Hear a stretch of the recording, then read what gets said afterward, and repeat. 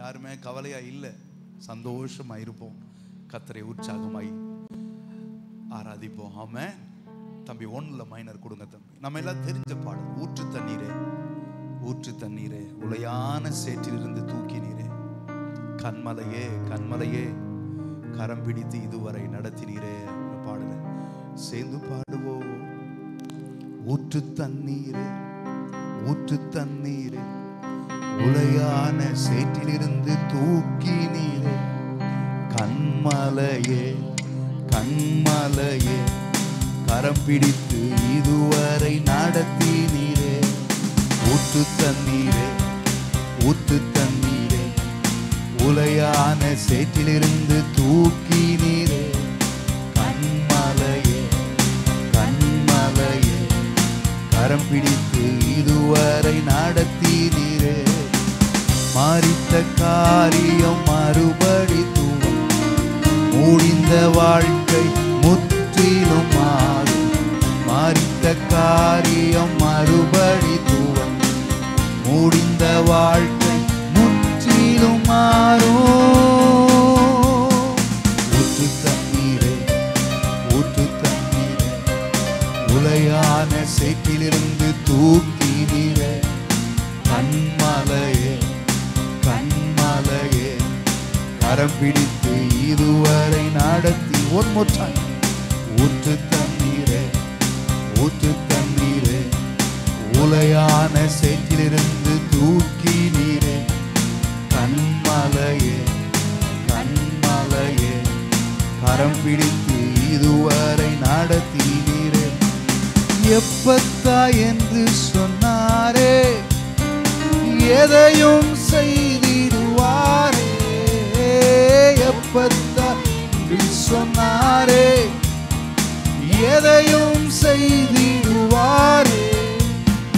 கல்லறை முன் அவர் இருக்க மரணமும் தலை குனியும்.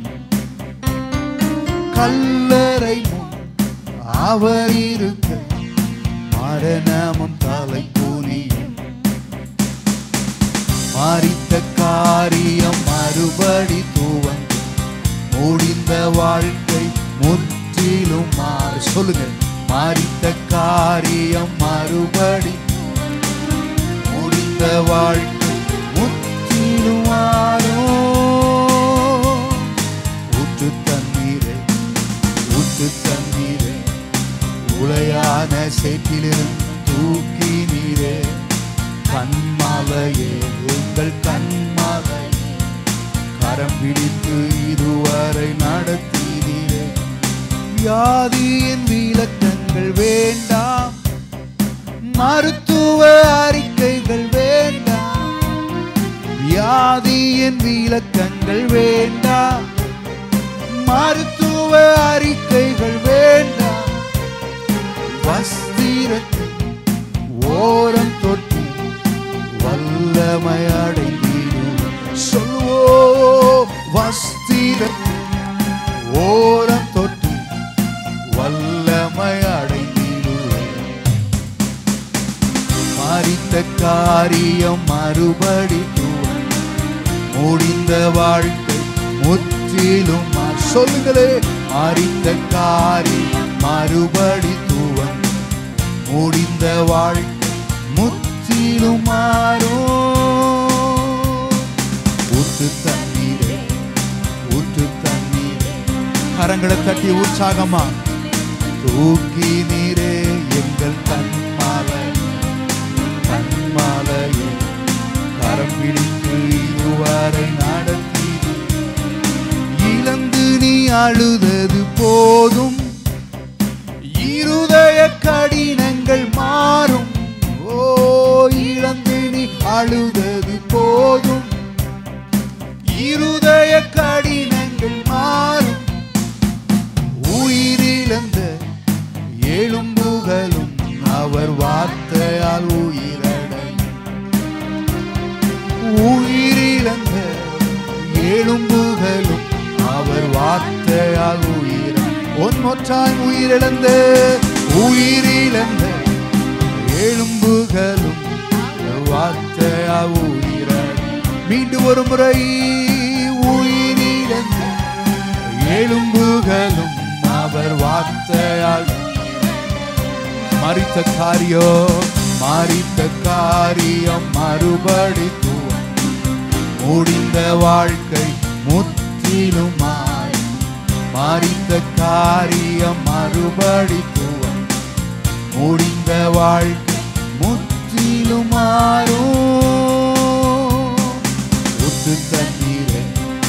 ஊற்று தண்ணீரே உலையான சேற்றிலிருந்து தூக்கி நீரே கண்மலையே கரம் பிடித்து இருவர் நடத்தி நீரே ஊற்று தண்ணீரே உலையான சேற்றிலிருந்து தூக்கி நீரே கண்மலையே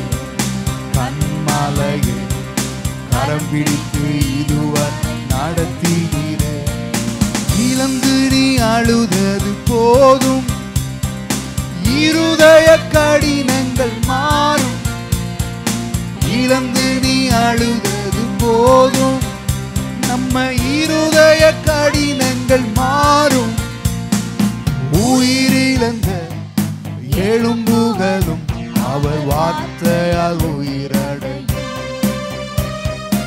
உயிரிழந்த எலும்புகளும் அவர் வார்த்தையால் கரங்களை உயர்த்தி மரித்த காரியம் மறுபடி முடிந்த வாழ்க்கை முற்றிலும் உற்சாகமா மரித்த காரியம் என் வாழ்க்கையை ஆண்டவர் உயிர்ப்பிக்க போகிறார். மீண்டும் ஒரு முறை மரித்த காரியம் மறுபடி நிச்சயமாக மரித்த காரியம் மறுபடி முடிந்த வாழ்க்கை முற்றிலும்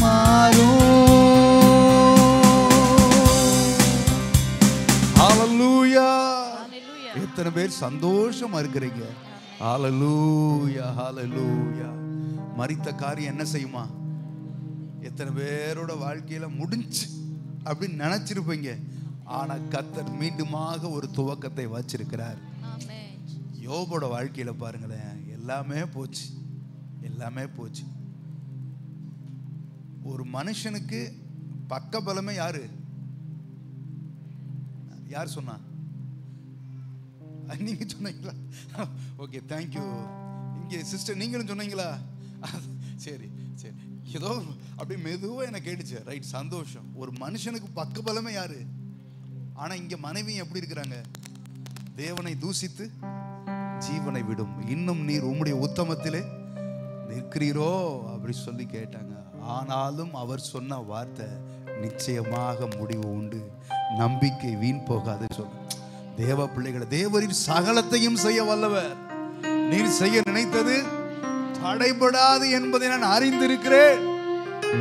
செய்வான்னு ஒரு விசுவாசம், அந்த விசுவாசோட அவர் நிறுத்தல. அது எனக்கு தெரியும். அது ஆங்கிலத்தில் போட்டிருக்கு, I know that he can do everything. தேவரி சகலத்தையும் வல்லவர் என்பதை நான் அறிஞ்சிருக்கிறேன் அப்படின்னு சொல்றாரு. என்ன விசுவாச வார்த்தைன்னு பாருங்களேன். அந்த எக்ஸ்பீரியன்ஸ் அனுபவத்தோடு சொல்றாரு. தேவ பிள்ளைகள் இருக்க நமக்கும் கூட எத்தனையோ காரியங்கள் அப்படியே முற்றுப்புள்ளி முடிஞ்சு அவ்வளவுதான், ஓவர் இப்படிலாம் சொல்லி இருப்போம் பார்த்தீங்களா. ஆனா கர்த்தர் அந்த இடத்துல ஒரு துவக்கத்தை வைத்திருக்கிறார். விசுவாசிக்கிறவர்கள் 2 கரங்களை உயர்த்தி ஒரு சத்தமா, ஆனந்தமா, மகிழ்ச்சியா நல்ல கரங்களை உயர்த்தி, சத்தத்தை உயர்த்தி ஒரு அல்லேலூயா அல்லேலூயா ஹalleluya. come on, இன்னும் கொஞ்சம் சத்தமா ஹalleluya. come on, hallelujah hallelujah. மரித்த காரியம் மறுபடி முடிந்த வாழ்க்கை முற்றிலும் மரித்த காரியம் மறுபடி முடிந்த வாழ்க்கை முற்றிலும் one more time. மரித்த காரியம்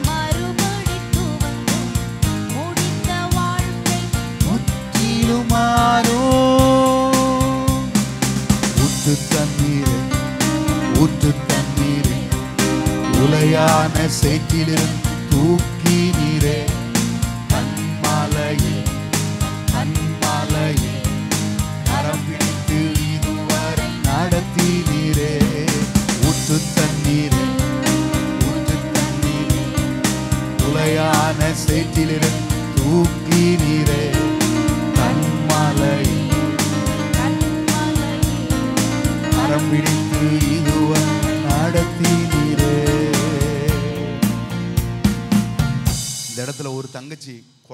யோசிச்சுக்கிட்டு இருக்காங்க. ஆனா அவங்க கை தட்டுறது பார்த்தா உற்சாகமா தட்டுறாங்க.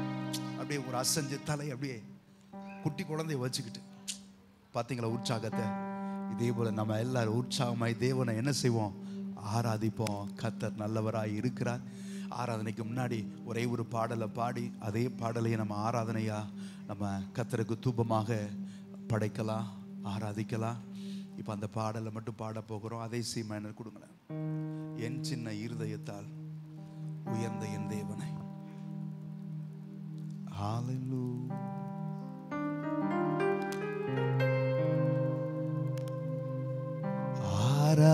ஆராதிப்பேன் உடைந்த என் பாத்திரத்தை குயவன் கையில் ஒன்று சேர்க்க கேட்பேன். என் சின்ன இருதயத்தால் உயர்ந்த என் தேவன் ஆராதிப்பேன்.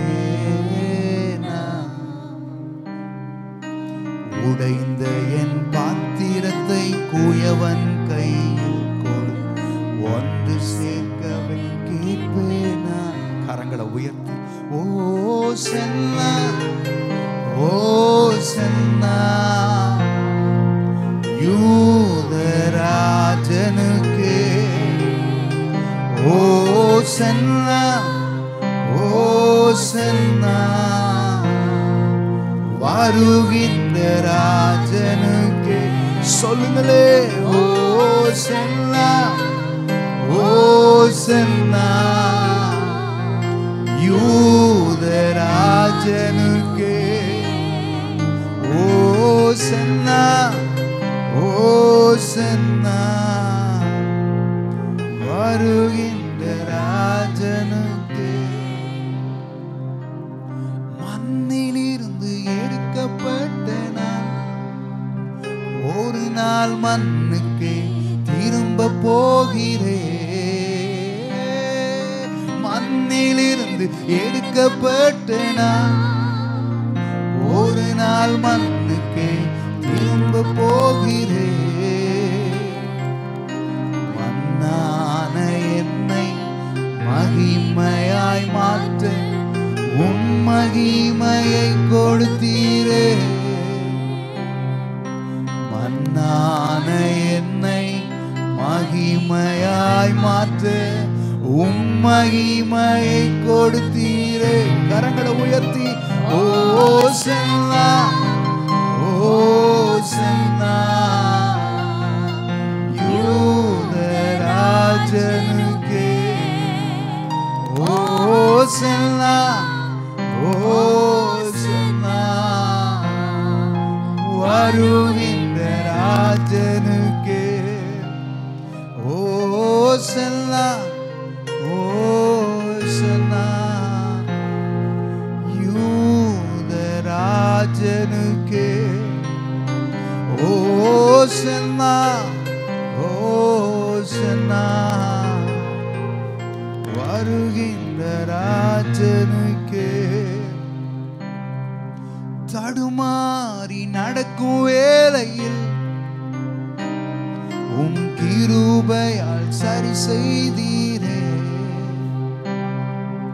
தடுமாறி நடக்கும் வேளையில் உம் கிருபையால் சரி செய்தீரே. என் நடைகளை சீரப்படுத்தி உம் சேவையில் முன் செல்ல கிருபை தந்தீ. என் நடைகளை சிறப்படுத்தி உம் சேவையில் முன் செல்ல கிருபை தந்தீ. கரங்களை உயர்த்தி ஓ சென்னா ஓ சென்னா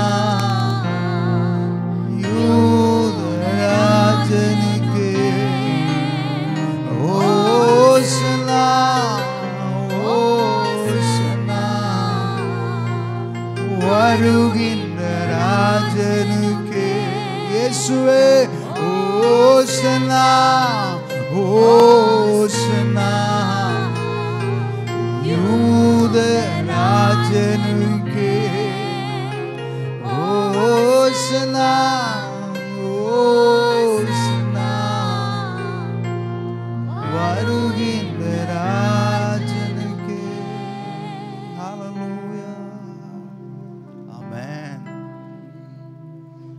நம்ம இருதயம் சின்ன இருதயமா பெரிய இருதயமா? சின்ன இருதயம். ஆனா நம்ம ஆண்டவர் பெரியவர். வானத்தை சிங்காசனமாகவும் பூமியை பாதபடியாக வைத்திருக்கிறார். ஆனா அவர் பாருங்க, சின்ன இருதயமாக நமக்குள்ள அவர் என்ன செய்கிறார்? வந்து வாசம் பண்ணுகிறார். ஆராதனை என்பது நீங்க நல்லா ஃபீல் பண்ணி பாடுங்களேன். தேவ ஆவியான உங்களோட பேசுவா, இடைப்படுவா. இந்த பாட்டு லான்ச் பண்ண டைம் நினைக்கிறேன். ஒரு முறை நான் வைசாக்கு போயிருந்தேன், விசாகப்பட்டினத்துக்கு. ஏற்கனவே சொல்லியிருப்பேன் நினைக்கிறேன். ஒரு வெட்டிங்காக, என் ஃப்ரெண்டோட வெட்டிங்காக, கல்யாணத்துக்காக நான் போயிருந்தேன்.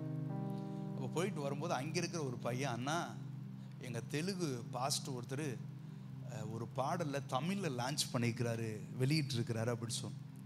உடனே இந்த பாடல் எங்கே அனுப்பு அப்படின்னு சொல்லி நான் அங்கே விசாகப்பட்டினத்துலேருந்து சென்னை வரைக்கும் பஸ்லேயே வந்தேன். அப்போ வரும்போது நான் இந்த பாடலை கேட்டுக்கிட்டே வந்தேன்.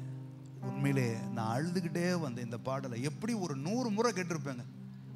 இந்த பாடலை மட்டும் என் ஃபோனில் போட்டு, ஹெட்ஃபோனை போட்டு ஒரு 100 முறை கேட்டிருப்பேன். 100 முறையும் அந்த பாடலை கேட்கும்போது என் கண்களில் கண்ணீர். ஏனென்றால் நம்மெல்லாம் ஒன்றுக்கும் உதவாத இருந்த நம்மளை கர்த்தர் தேர்ந்தெடுத்து இப்படி ஒரு அழகுள்ள பாத்திரமாய் மாற்றி உயர்த்தி வச்சிருக்கிறாருன்னு சொல்லி கர்த்தருக்கு நன்றி சொல்லி வந்தேன். தேவ பிள்ளைகளே, எத்தனை பேர் அதை நம்புறீங்க? கர்த்தரை மேன்மைப்படுத்தி வச்சிருக்கிறார். நமக்குள்ள வந்து அவர் வாசம் பண்றதுனாலதான் நமக்கு வேல்யூவே அதான். கர்த்தரை விட்டுறாதீங்க, கர்த்தரை விட்டுறாதீங்க. முதலாவது தேவனுடைய ராஜ்யத்தையும் அவருடைய நீதியையும் தேடுங்கள், அப்பொழுது இவைகள் எல்லாம் உங்களுக்கு கூட கொடுக்கப்படும். கர்த்தர் நல்லவர். நம்ம எல்லாரும் அப்படி எழும்பி நின்று கர்த்தரை ஆராதிக்க போகிறோம். கரங்களை உயர்த்துவோமா? ஓசன்னா ஓசன்னா யூதராஜனுக்கே. ஓசன்னா ஓசன்னா வருகின்ற ராஜனுக்கே. ஓசன்னா ஓசன்னா யூதராஜனுக்கே. ஓசன்னா ஓசன்னா வருகின்ற ராஜனுக்கே. ஆமென், ஆமென். நான் ஏற்கனவே சொல்லியிருக்கிறேன், இருந்தாலும் மீண்டும் ஒரு முறை உங்களுக்கு இந்த வார்த்தையை சொல்றேன். சங்கீதம் 103ல 2-3 வசனம் இருக்கு. அந்த வசனங்களை நம்ம ஜெபத்துக்கு அப்புறம் சொல்லுவோம். என்ன வசனம் அது? என் ஆத்துமாவே கர்த்தரை ஸ்தோத்திரி. ஆனா நம்ம என் ஆத்துமாவே கர்த்தரை ஸ்தோத்திரி சொல்லுவோம். நம்ம ஆத்துமா எங்க இருக்கும்? எங்கேயோ இருக்கும்.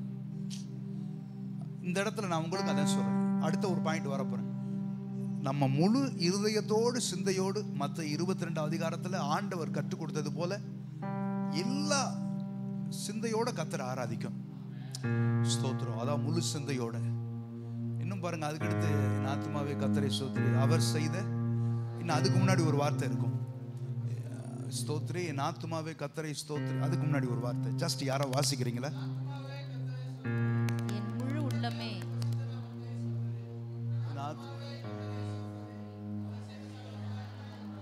இதுல பாருங்க, இந்த என் முழு உள்ளமே அப்படின்னு இருக்கு பாருங்க.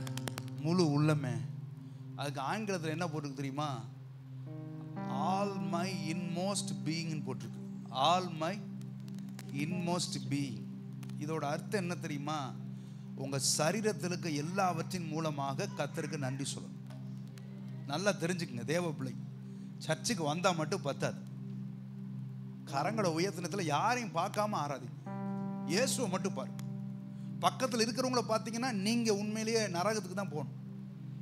கர்த்தரை மட்டும், அவரை நோக்கி பார்த்தவர்கள் பிரகாசம் அடைஞ்சாங்க, பிழைத்தாங்க. அதனால தேவ பிள்ளைங்க இந்த இடத்துல இருக்கிறவங்க, வாலிபர்கள், வயதானவங்க, இன்னைக்கு என்ன தெரியுமா? நான் ஒரு முறை அந்த ஃபர்ஸ்ட் சர்வீஸில் வெளிப்படுத்தின விஷயத்துலேருந்து ஒரு வார்த்தையை எடுத்து பேசும்போது, உனக்கு முன்பதாக திறந்த வாசலை வச்சிருக்கிறேன் அப்படின்னு சொல்லி திறந்த வாசலை குறித்து பேசினேன். அப்போ பார்த்தீங்கன்னா ஒரு சபை அது காம்ப்ரமைஸ் சர்ச், அதுக்கு என்னடா சொல்றது, ஒத்து போறது, எல்லாத்தோட ஒத்து போறது. இவங்க என்ன கையை உயர்த்தி ஆராதிக்கணுமா அப்படின்னா இவங்களோட ஒத்து போயிருது. இவங்க ஒருவேளை கையை உயர்த்தி ஆராதிக்கணும் இவங்களோட ஒத்து போயிருது. நம்ம அப்படி இல்லை. நியாயம் எது சரியா போகணும். கரங்களை உயர்த்தி கர்த்தரை ஆராதித்த பரிசுத்தவான்கள் வேதத்துல ஏராளமான பேர்கள் இருக்கிறாங்க. கர்த்தருக்கு முன்னாடி விழுந்து பணிந்து தொழுதவர்கள் நிறைய பேர் இருக்கிறாங்க. அதனால சாதாரணமா நமக்கு சாதகமானதை எடுத்துக்கிட்டு இப்படி ஜெபம் பண்ணா பார்த்தாதா? ஒருத்தர்ல என்று சொன்னாரு, ஏன் படுத்துக்கிட்டு ஜெபம் பண்ண ஆண்டவர் கேட்க மாட்டாரா? இது என்ன கேள்வி பாருங்களேன். அதுக்கு நீ ஜெபம் பண்றதுக்கு பண்ணமே இருந்துடலாம், வாய் மூடிக்கிட்டு பேசாம தூங்கிடலாம். இப்படிலாம் இன்னொருத்தவங்க கேட்டாங்க, காலையில ஆண்டவர் யாரோட ஜெபத்தை தான் கேட்பாரு, இது எப்படி இருக்கு? என்ன அவருக்கு கனெக்ஷன் போட்டா பேசிக்கிட்டு இருக்கோம் எல்லாருமே. பூமி எங்க அவருடைய கண்கள் நோக்கமா இருக்குது, சுற்றிக்கிட்டே இருக்கு.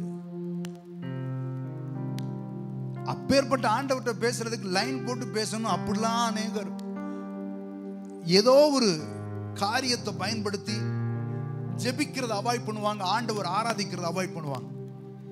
இந்த இடத்துல இருக்க பக்கத்துல இருக்க நபரை பார்த்து கேளுங்களேன், கர்த்தரை ஆராதிக்க ரெடியா இருக்கிறீங்களா? கேளுங்க. பக்கத்துல இருக்கிறவங்களை பார்த்து கைய புடிச்சு. ஆமென். இங்க விஜயகுமார் சார் அவங்க மகன் என்னத்தை பேசுறது? ஆமென். கர்த்தரை ஆராதிப்போம். அது எப்படி ஆராதிக்கணுமா? முழு உள்ளத்தோடு. நீங்க நல்லா தெரிஞ்சுக்கங்க, கர்த்தரை ஆராதிக்கும் போது நல்ல முழு சிந்தையோடு பலத்தோடு இருதயத்தோடு ஆண்டவரை ஆராதிக்க பழகுங்க. பிள்ளைங்கள்லாம் உற்சாகப்படுத்துங்க. வீட்டிலையும் அப்படி ஆராதனை செய்ய பழகுங்க. ஆராதனையானது பெரிய யோக்கெல்லாம் உடைச்சிரும். பவுலும் சீலாவும் நமக்கு ஒரு முன்மாதிரியா இருக்கிறாங்க. இஸ்ரவேல் ஜனங்கள் கானான் தேசத்தை சுதந்தரிக்க போகும்போது அவர்களுக்கு முன்னாடி இருந்தது எது? சிவந்த சமுத்திரம், எரிகோ. இப்படிப்பட்ட பெரிய தடையெல்லாம் ஜெயித்தாங்கன்னா அவங்க மாய வித்தையினால ஜெயிக்கல, கர்த்தரோடு இருக்கிற கனெக்ஷன் ஆராதனையினால எல்லாவற்றையும் ஜெயித்தாங்க. இன்னொன்னு தெரியுமா? இஸ்ரவேல் ஜனங்கள் ஏன் தெரியுமா எகிப்தை விட்டு கானானுக்கு போகணும்னு சொல்லி பார்வோன்ட்ட பேசினாங்க? ஆராதனை செய்யணும். ஆராதனை செய்யறதுக்கு பல தடை இருக்கும். தேவ பிள்ளைகளை ஆராதனை செய்யறதுக்கு பல தடை இருக்கும். எந்திரிச்சு உட்காரும் போது அப்பதான் கால் சொடக்குன்னு கேட்கும். ஐயோ நம்ம கால் வலிக்குதுன்னு உட்காருவோம். எந்திரிக்கும் போது தான் ஏதாவது இடுப்பு பிடிச்சுக்கிறோம். ஆனாலும் எழும்பி கர்த்தரை ஆராதிக்க பாருங்க. கர்த்தர் நல்லவராய் இருக்கிறார். கரங்களை உயர்த்துங்களே, பரலோகத்தை பாருங்களே. ஹல்லேலூயா. வாலிப பிள்ளைகள், வயதானவர்கள், குட்டி பிள்ளைங்க எல்லாருமே கரங்களை உற்சாகமா. நான் கரங்களை உயர்த்துறேன்னு சொல்ல, நீங்க ரெண்டு கரத்தையும் உயர்த்தணும். அந்த அளவுக்கு உற்சாகமா கர்த்தரை ஆராதிக்க. ஓ ராஷா தரா கரபா விபால கரபால கரதுரபா ஓ ரபால கரதுரபியாளரபா. தேவ சமூகத்துல வெட்கப்படுறதுக்கு ஒண்ணுமே இல்லை. தேவ சமூகத்துல கூச்சப்படுறதுக்கு ஒண்ணுமே இல்லை. நம்முடைய சொந்த காரியத்தை செய்யறது கூச்சப்படுவோமா? எல்லாரும் கொஞ்ச நேரம் வாயை திறந்து இயேசுவேன்னு சொல்லி கூப்பிடுங்களே. ராபால கதா ரபா பாபா பாபா. எத்தனை பேருக்கு வாயை கர்த்தர் கொடுத்திருக்கிறார்? அம்மா பேசுங்கம்மா, தம்பி தங்கச்சி. ஹல்லேலூயா. ரபா ரகதா ரபா பாபா. இந்த முணங்குற வேலையில வேணாம், நல்ல வாயை திறந்து இயேசுவே இயேசுவே. ரபால கர கர துரபால கரபா ஓ ரபால கர துரபா. வாலிப தம்பி தங்கச்சி சின்ன பிள்ளைங்க இயேசுவே என்று சொல்லி கூப்பிடுங்களே. ஓ இயேசுவே இயேசுவே இயேசுவே இயேசுவே. ஓ ரபால கதரபால ரஷகரபா ஓ ரபால கதர கலபா பாபா பாபா ஓ ரபா ஷேகர கரதுரபியால ரபா ஓ ரபா பாபா ரகதரபால கரபா ஓ ரிஷகரபாலபா. எத்தனை பேர் ஆவியில் நிரம்ப விரும்புறீங்க? எத்தனை பேர் அந்நிய பாஷையில பேச விரும்புறீங்க? எத்தனை பேர் கர்த்தரை ஆராதிக்க விரும்புறீங்க? எத்தனை பேர் உள்ளத்துல இருக்க வார்த்தையை தேவன்கிட்ட கொட்ட விரும்புறீங்க? எத்தனை பேர் தேவனுக்கு நன்றி சொல்ல விரும்புறீங்க? அம்மா வாயை திறங்க, சகோதர சகோதரி வாயை திறங்க. முதலாவது கண்களை மூடி கர்த்தரை நோக்கி பாருங்க. ஓ ரபால கரதுரபியால ரபா வேடிக்கை பார்க்கிறது வேணாம். இங்க எங்க பார்க்கிறது காக்கணும் அரக்கணும் முக்காக்கணும். நல்ல முழு உள்ளத்தோடு கர்த்தரை நோக்கி பாருங்க. உங்க வாழ்க்கையில இருக்கிற எல்லா கட்டுகளை இயேசுவின் நாமத்தினாலே உடைக்கிறோம். ஓ ரபால ஷதர கரபாபா ஓ ரபால கரபால கரதூரம் யால ரபால கரதூரம் யால ரபா ஓ ரபால ஷதர கரபால கரபால. நன்றி ராஜா, நன்றி ராஜா.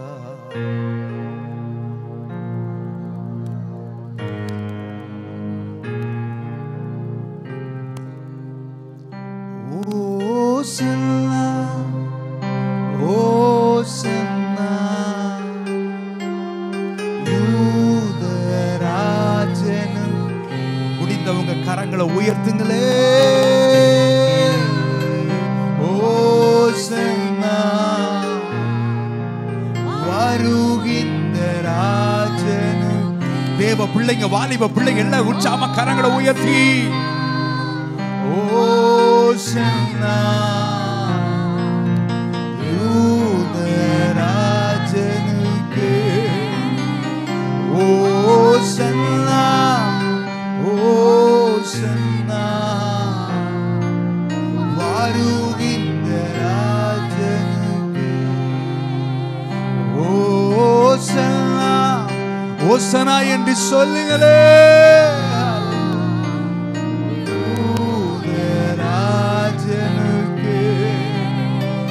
ஓசன்னா ஓசன்னா வருகின்ற ராஜனுக்கு. ஒரு 2 நிமிஷம் எடுத்துங்க. கர்த்தருக்கு நல்ல கரங்களை தட்டி கர்த்தருக்கு நன்றி சொல்லுங்களேன். நன்றி அப்பா. உற்சாகமா கரங்களை தட்டுங்களேன். தேவ ஆவியோட ஒத்தாசை உங்களை நிரப்பும். உற்சாகமா கரங்களை தட்டி தம்பி நல்ல கரங்களை தட்டி ஏசப்பா எனக்கு நீங்க செய்த நன்மைக்காக நன்றி. வாய திறங்க, வாய திறங்க. எனக்கு செய்த நன்மைக்காக நன்றி. விடுதலையை தாங்க, விடுதலையை தாங்க. கேளுங்க. ஓ ரபா லகதா ரபா. கட்டப்பட்ட வாழ்க்கை வேணாம், கட்டப்பட்ட வாழ்க்கை வேணாம். வாழ்ற ஒரு வாழ்க்கை கர்த்தருக்காக வாழுவோம். ஓ ரபா லகதா ரபா லகரபா பாபா பாபா. ஓ ரபா ஷேக ரபா. உங்களுக்குள்ள பலவீனங்கள் இருந்தாலும் கரங்களை தட்டுங்க. பலவீனங்கள் இருந்தாலும் கர்த்தரே ஆண்டவரே இயேசுவே என்று சொல்லி கூப்பிடுங்க. ஓ ரபால கரதூரபியால ரபால கரதூரபா. கம் ஆன் பேசுங்களே. அன்னிய பாஷையில பேசுங்க. வாழ்க்கையில் இருக்க பலவீனத்தை கர்த்தர் மாற்றுவார். சுகவீனத்தை கர்த்தர் மாற்றுவார். சாத்தானுடைய எல்லா சதிகளும் தோற்கடிக்கப்படும். ஹalleluya. இயேசுவே இயேசுவே இயேசுவே.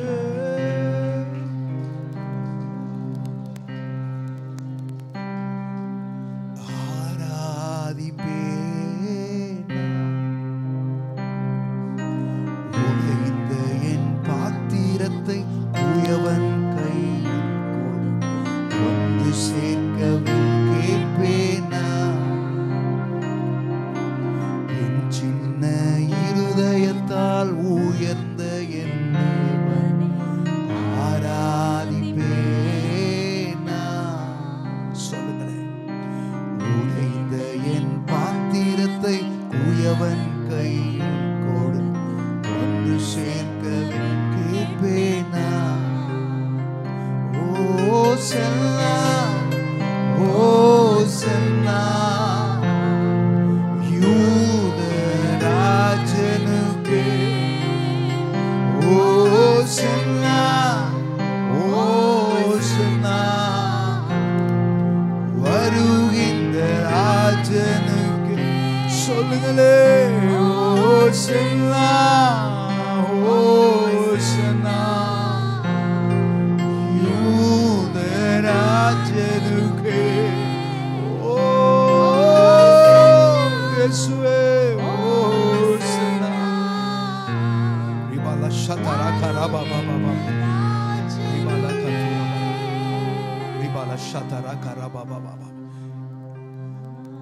மீண்டும் ஒரு 2 நிமிஷம் ஒரு காரியத்தை செய்ய போறோம். எல்லாரும் ஆயத்தமாய்க்குங்க. உங்க வாழ்க்கையில கர்த்தர் ஒரு விடுதலை கொடுக்க விரும்புறாரு. உங்க வாழ்க்கையில கர்த்தர் ஒரு அற்புதங்களை செய்ய விரும்புறாரு. ஒரு 2 நிமிஷம் எடுத்துக்கங்க. நல்ல உற்சாகமா வாலிப தம்பி தங்கச்சி கையை காலை கட்டி இருந்தீங்கன்னா கட்ட அவிழ்த்துருங்க. மீதத்தை ஆண்டவர் செய்வார். ஒரு 2 நிமிஷம் உற்சாகமா கரங்களை தட்டி வாயை திறந்து கர்த்தரை நல்லா உயர்த்துங்க. ஒரு 2 நிமிஷம். Come on. ரிபால ஷதர கரபா பாபா ஓ ரபால கரபா.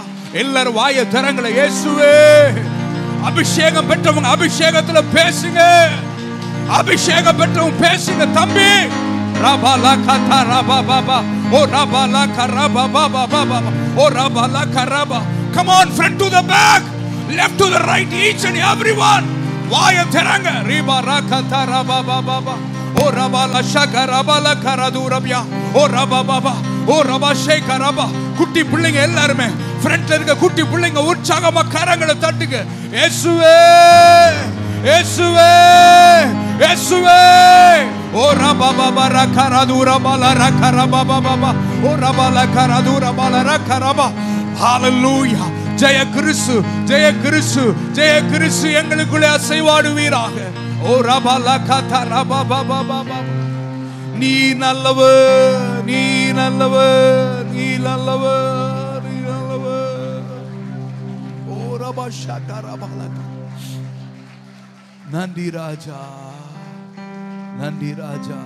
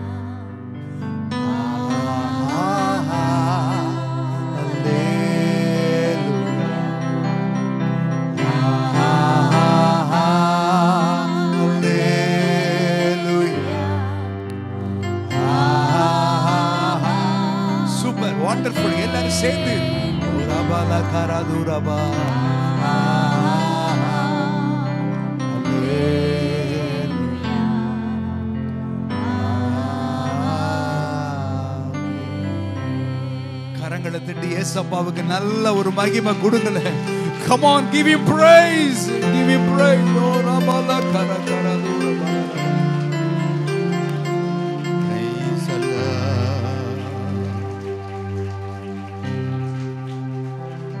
மீதமான பகுதியும் கூட கர்த்தருடைய கருத்தில் அர்ப்பணிப்போம். இம்மட்டுமாய் தேவனுடைய மகிமை, தேவனுடைய பிரசன்னமை ஆளுகை செய்தது போல தொடர்ந்து முடியும் வரையிலும் அவருடைய கரம், மகிமை, அவருடைய ஆசீர்வாதம் நம்மளோடு கூட இருக்கும்படி தம்பி ராபின் செஞ்சபிக்கும்படி அழைக்கிறேன். எங்களை அளவுக்கு அதிகமாய் நேசிக்கிற எங்கள் அன்பின் பரலோக பிதாவே, அருமையான ஆசீர்வதிக்கப்பட்ட இந்த கால வேளைக்காக நன்றி செலுத்துகிறோம் ஆண்டவரே. இப்படி பரிசுத்த சந்நிதியில எங்களை சுகமாய் கொண்டு வந்தீங்களப்பா, உமக்கு கோடி நன்றிகளை ஏறெடுக்கிறோம் ஆண்டவரே. ஆண்டவரே, இந்த வேளையில உம்மை முழு உள்ளத்தோடு ஆராதிக்கும்படி செய்த கிருபைகளுக்காக நன்றி தகப்பனே. ஆண்டவரே, இந்த இடத்துல உம்முடைய தெய்வீக பிரசன்னம் நிரம்பி இருப்பதற்காக நன்றி செலுத்துகிறோம். இந்த ஆலயம் முழுவதும் உம்முடைய மகிமையினால் நிரம்பியிருக்கிறதுக்காக நன்றி செலுத்துகிறோம் ஆண்டவரே. அப்பா, நீர் இந்த இடத்துல நீர் வாசம் பண்ணுகிறதற்காக நன்றி செலுத்துகிறோம் கர்த்தாவே. ஆண்டவரே, வந்தவர்கள் ஒவ்வொருவரையும் கருத்தில் அர்ப்பணிக்கிறோம். இன்னும் உம்முடைய ஆவியினால அபிஷேகத்தினால ஒவ்வொருவரையும் நிரப்ப வேண்டுமாய் ஜெபிக்கிறோம். ஆண்டவரே, ஒவ்வொருவரையும் என்ன அனல் மூட்ட வேண்டுமாய் ஜெபிக்கிறோம். தளர்ந்து போன ஒவ்வொருடைய வாழ்க்கையை ஸ்திரப்படுத்த ஆண்டவரே, ஒவ்வொருவரையும் நீர் பலப்படுத்த வேண்டுமாய் ஜெபிக்கிறோம். ஆண்டவரே, மீதமான ஒவ்வொரு பகுதியும் உம்முடைய கருத்தில் அர்ப்பணிக்கிறோம். படைக்க இருக்கிற காணிக்கை பகுதி உம்முடைய கருத்தில் ஒப்புக் கொடுக்கிறோம். சங்கீத பகுதி உம்முடைய கருத்தில் ஒப்புக் கொடுக்கிறோம். ஆண்டவரே, செய்தி வேலையை உம்முடைய கருத்தில் ஒப்புக் கொடுக்கிறோம். திருவிருந்து பகுதி உம்முடைய கருத்தில் ஒப்புக் கொடுக்கிறோம். எல்லாவற்றிலும் கர்த்தருடைய ஆளுகை இருக்கட்டும் ஆண்டவரே, கர்த்தருடைய பிரசன்னம் இருக்கட்டும் ஆண்டவரே. எங்களை தாழ்த்துகிறோம் ஆண்டவரே, உம்மை மாத்திரம் உயர்த்துகிறோம். கர்த்தருடைய நாமம் மாத்திரம் உயர்த்தப்படுவதாக பெரிய காரியங்களை செய்யுங்க. இயேசுவின் மூலமாய் வேண்டிக் கொள்கிறேன் ஜீவன் நல்ல பிதாவே. ஆமென், ஆமென். நன்றி. நின்ற வண்ணமாய் சங்கீத பகுதியை வாசிப்போம். அருமையான டீச்சர் கண்ணகி அம்மா வரவேற்கிறோம். 40வது சங்கீதத்தை எடுத்து வாசிக்கும்படி எல்லாரும் திறந்து வைத்துக் கொள்ளுங்கள். சங்கீதம் 40ஆம் சங்கீதம் வாசிப்போம்.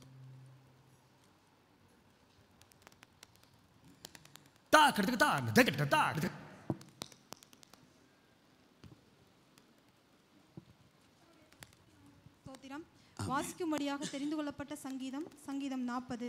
ராகத்தலைவனுக்கு ஒப்புவிக்கப்பட்ட தாவீதின் சங்கீதம். கர்த்தருக்காக பொறுமையுடன் காத்திருந்தேன். அவர் என்னிடமாய் சாய்ந்து என் கூப்பிடுதலை கேட்டார்.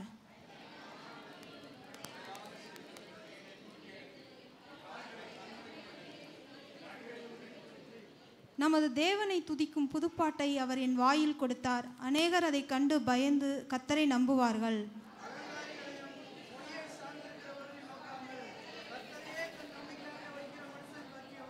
என் தேவனாகிய கர்த்தாவே, நீர் எங்கள் நிமித்தம் செய்த உம்முடைய அதிசயங்களும் உம்முடைய யோசனைகளும் அநேகமாய் இருக்கிறது. ஒருவரும் அவைகளை உமக்கு விவரித்து சொல்ல முடியாது. நான் அவைகளை சொல்லி அறிவிக்க வேண்டுமானால் அவைகள் எண்ணிக்கைக்கு மேலானவைகள்.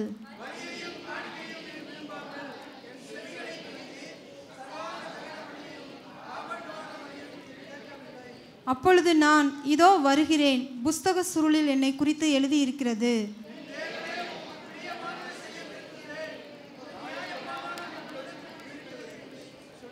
மகா சபையிலே நீதியை பிரசங்கித்தேன், என் உதடுகளை மூடேன். கர்த்தாவே, நீர் அதை அறிவீர்.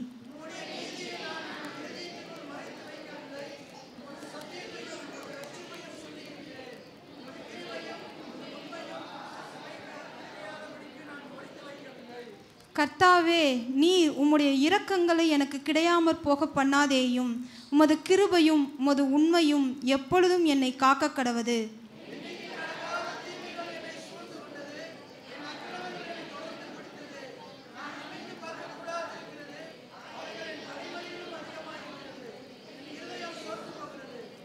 கர்த்தாவே, என்னை விடுவித்தருளும். கர்த்தாவே, எனக்கு சகாயம் பண்ண தீவிரியும்.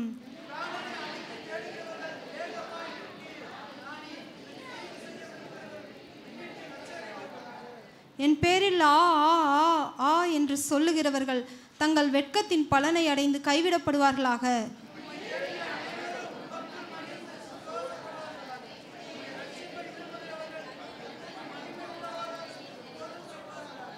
நான் சேர்ந்து வாசிப்போம். நான் சிறுமையும் எளிமையுமானவன், கர்த்தரோ என் மேல் நினைவாய் இருக்கிறார்.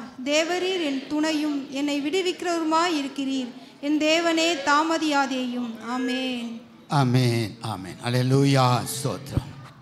பார்த்தீங்களா, நல்ல அருமையான வார்த்தைகளை நமக்கு ஆண்டவர் கொடுத்துருக்கிறார். 4 வசனத்தை வாசிக்கிறோம் பாருங்க.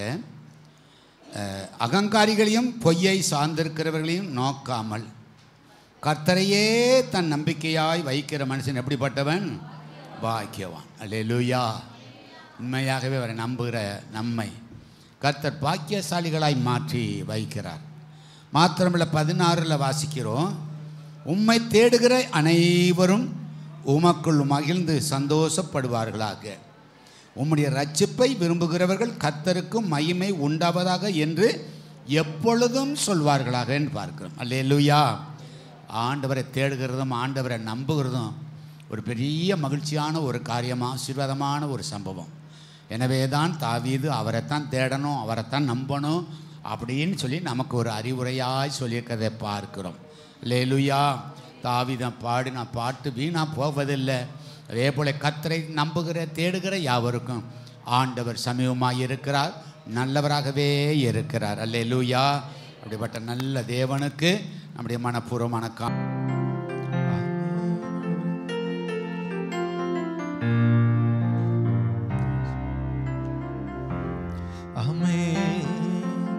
விசுவாசத்தினால் நீதிமான் பிழைப்பான். விசுவாசியை ஆமென். விசுவாசத்தினால் நீதிமான் பிழைப்பான். விசுவாசியை ஆமென். கலங்காதே திகையாதே விசுவாசியே, கலங்காதே திகையாதே விசுவாசியே. கல்வாரி நாயகன் கைவிடாரே, கல்வாரி நாயகன் கைவிடாரே. விசுவாசத்தினால் நீதிமான் பிழைப்பான். விசுவாசியே, விசுவாசத்தினால் நீதிமான் பிழைப்பான். விசுவாசியே. அப்படி நம்ம ஜெபிப்போம். நல்லவரே, நாங்கள் உம்மை துதிக்கிறோம். இந்த அருமையான ஆண்டவரே, இந்த நேரத்திற்காக நன்றி செலுத்துகிறோம். ஆண்டவரே இந்த 2வது ஆராதனை நம்முடைய கரத்துல ஒப்பு கொடுக்கிறோம். ஆண்டவரே ஸ்தோத்திரம், இந்த நேரம் மட்டுமாக நீர் எங்களோடு ஆண்டவரே இடைப்பட்டதற்காக நன்றி செலுத்துகிறோம். ஆண்டவரே நீர் எங்களோடு அசைவாடினதற்காக நன்றி செலுத்துகிறோம். ஆண்டவரே இப்போது உம்முடைய வார்த்தைகளை நாங்கள் தியானிக்க இருக்கிறோம். நீர் எங்களோடு பேசும்படியாக நாங்கள் ஜெபிக்கிறோம். பரிசுத்த ஆவியானவர் ஆண்டவரே, திரியேக தெய்வம், எங்க தேற்றரவாளன் ஆண்டவரே, எங்கள் மத்தியில் நீர் இடைப்படும்படியாக நாங்கள் ஜெபிக்கிறோம். ஆண்டவரே, எல்லா சோம்பல், அசதிகள், பலவீனங்கள் எல்லாம் நீங்கட்டும் அப்பா. உம்முடைய பிள்ளைகளை தேவன் ஆண்டவரை பலப்படுத்தும், தைரியப்படுத்தும். ஏனென்றால் உம்முடைய வார்த்தையில ஜீவன் உண்டு, உம்முடைய வார்த்தையில வல்லமை உண்டு, உம்முடைய வார்த்தையில பலன் உண்டு, உம்முடைய வார்த்தையில உயிர் உண்டு. அப்பா, உம்முடைய வார்த்தை எங்களை பலப்படுத்தட்டும். நீர் எங்களோடு பேசுங்க. இயேசு கிறிஸ்துவின் நாமத்தில் ஜெபிக்கிறோம் நல்ல பிதாவே. ஆமென், ஆமென், ஆமென். நன்றி, ஸ்தோத்திரம். கொஞ்ச நேரம் ஆண்டவருடைய வார்த்தைகளை நம்ம தியானிப்போம், நாம் எடுத்துக்கொள்ளுவோம். வேதத்தில் ஆதாரமாக ஸ்தோத்திரம், மத்தேயு 6வது அதிகாரத்தை நாம் எடுத்துக்கொள்ளுவோம். மத்தேயு சுவிசேஷ புஸ்தகம் 6வது அதிகாரம் 30வது வசனத்தை வாசிக்கிறீங்களா?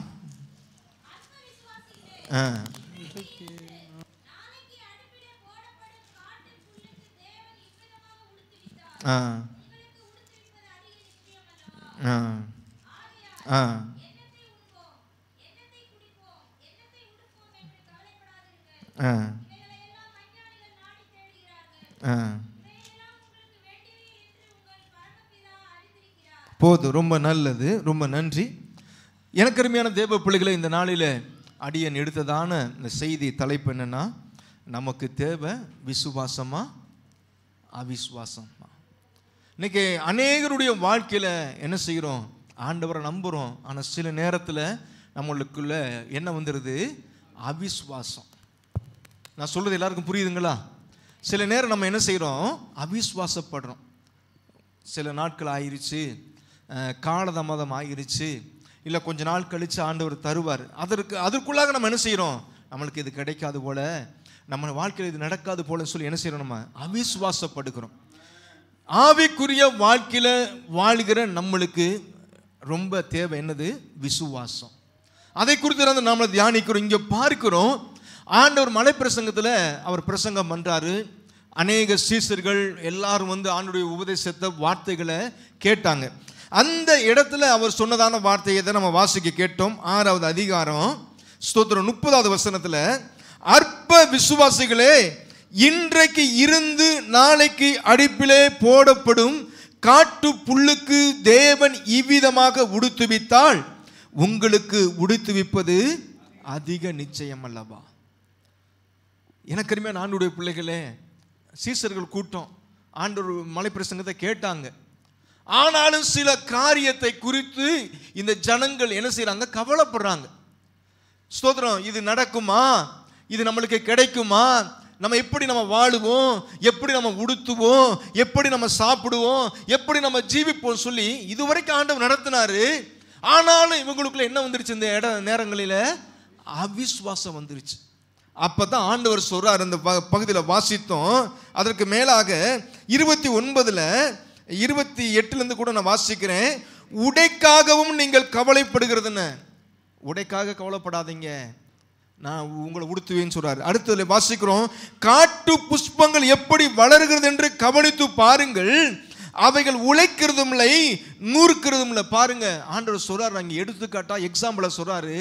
அந்த காட்டுப்புள்ள பாருங்க, நீங்க இந்த ஸ்தோத்திர மழை காலங்களில் நம்முடைய தோட்டங்களில் விவசாய நிலங்களில் போய் பாருங்களேன்.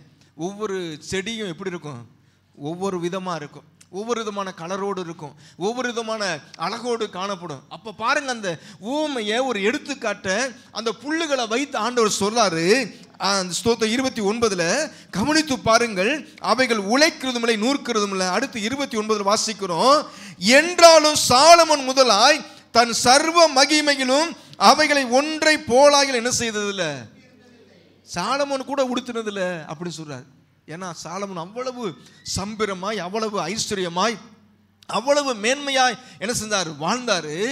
அப்ப பாருங்க, சாதாரணமான புல்லுகளை உடுத்து வித்தேன், நிச்சயம் என்ன செய்வேன்? அவங்கள உடுத்து வைப்பேன், உங்களுக்கு தேவையான ஆகாரத்தை கொடுப்பேன், உங்களுக்கு தேவையான வஸ்திரத்தை கொடுப்பேன், உங்களுக்கு என்ன தேவையோ அதையெல்லாம் நான் செய்வேன். நீங்க என்ன செய்யணும் தெரியுமா? விசுவாசமா இருக்கணும்னு சொல்றாரு. அடுத்து 30ல வாசிக்கிறோம். இப்படிலாம் இருக்கிறனால தான் அந்த ஆண்டவர் சீசர்களை பார்த்து சொல்றாரு, அற்ப விசுவாசிகளே, இன்றைக்கு இருந்து நாளைக்கு அடுப்பிலே போடப்படும் காட்டு புல்லுக்கு தேவன் இவ்விதமாக உடுத்து வைத்தால் உங்களை உடுத்து வைப்பது அதிக நிச்சயம் நான் நடத்துவேன் சொல்றாரு. எனக்கு அருமையான ஆண்டவருடைய பிள்ளைகளே, இதுவரைக்கும் நம்மளை என்ன செஞ்சிருக்கிற ஆண்டவர் நடத்தினார். இதுவரைக்கும் நம்முடைய தேவைகளை எல்லாம் சந்தித்தார்.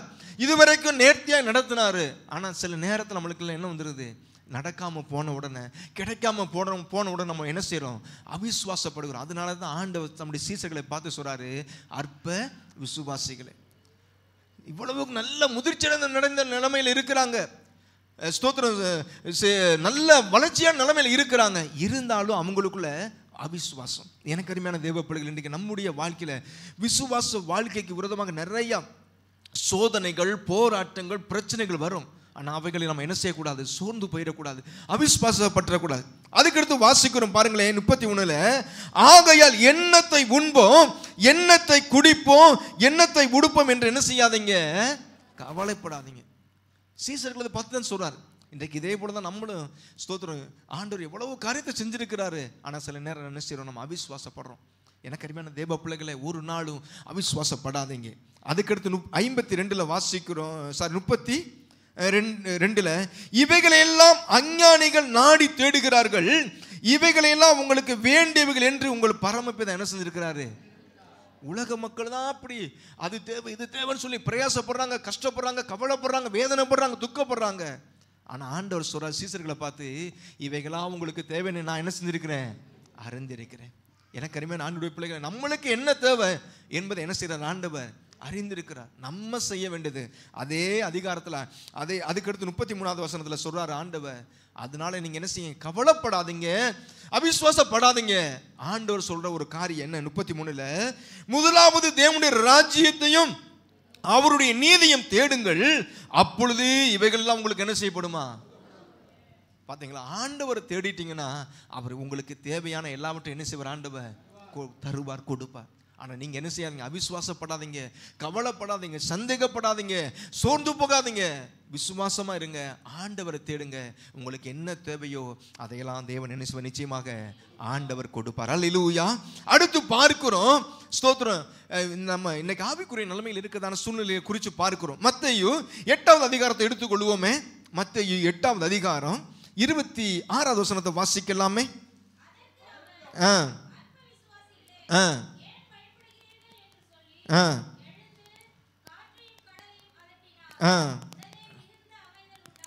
பாருங்க, அடுத்து விசுவாசிகள் தான், சீர்ஸ்தர்கள் தான்.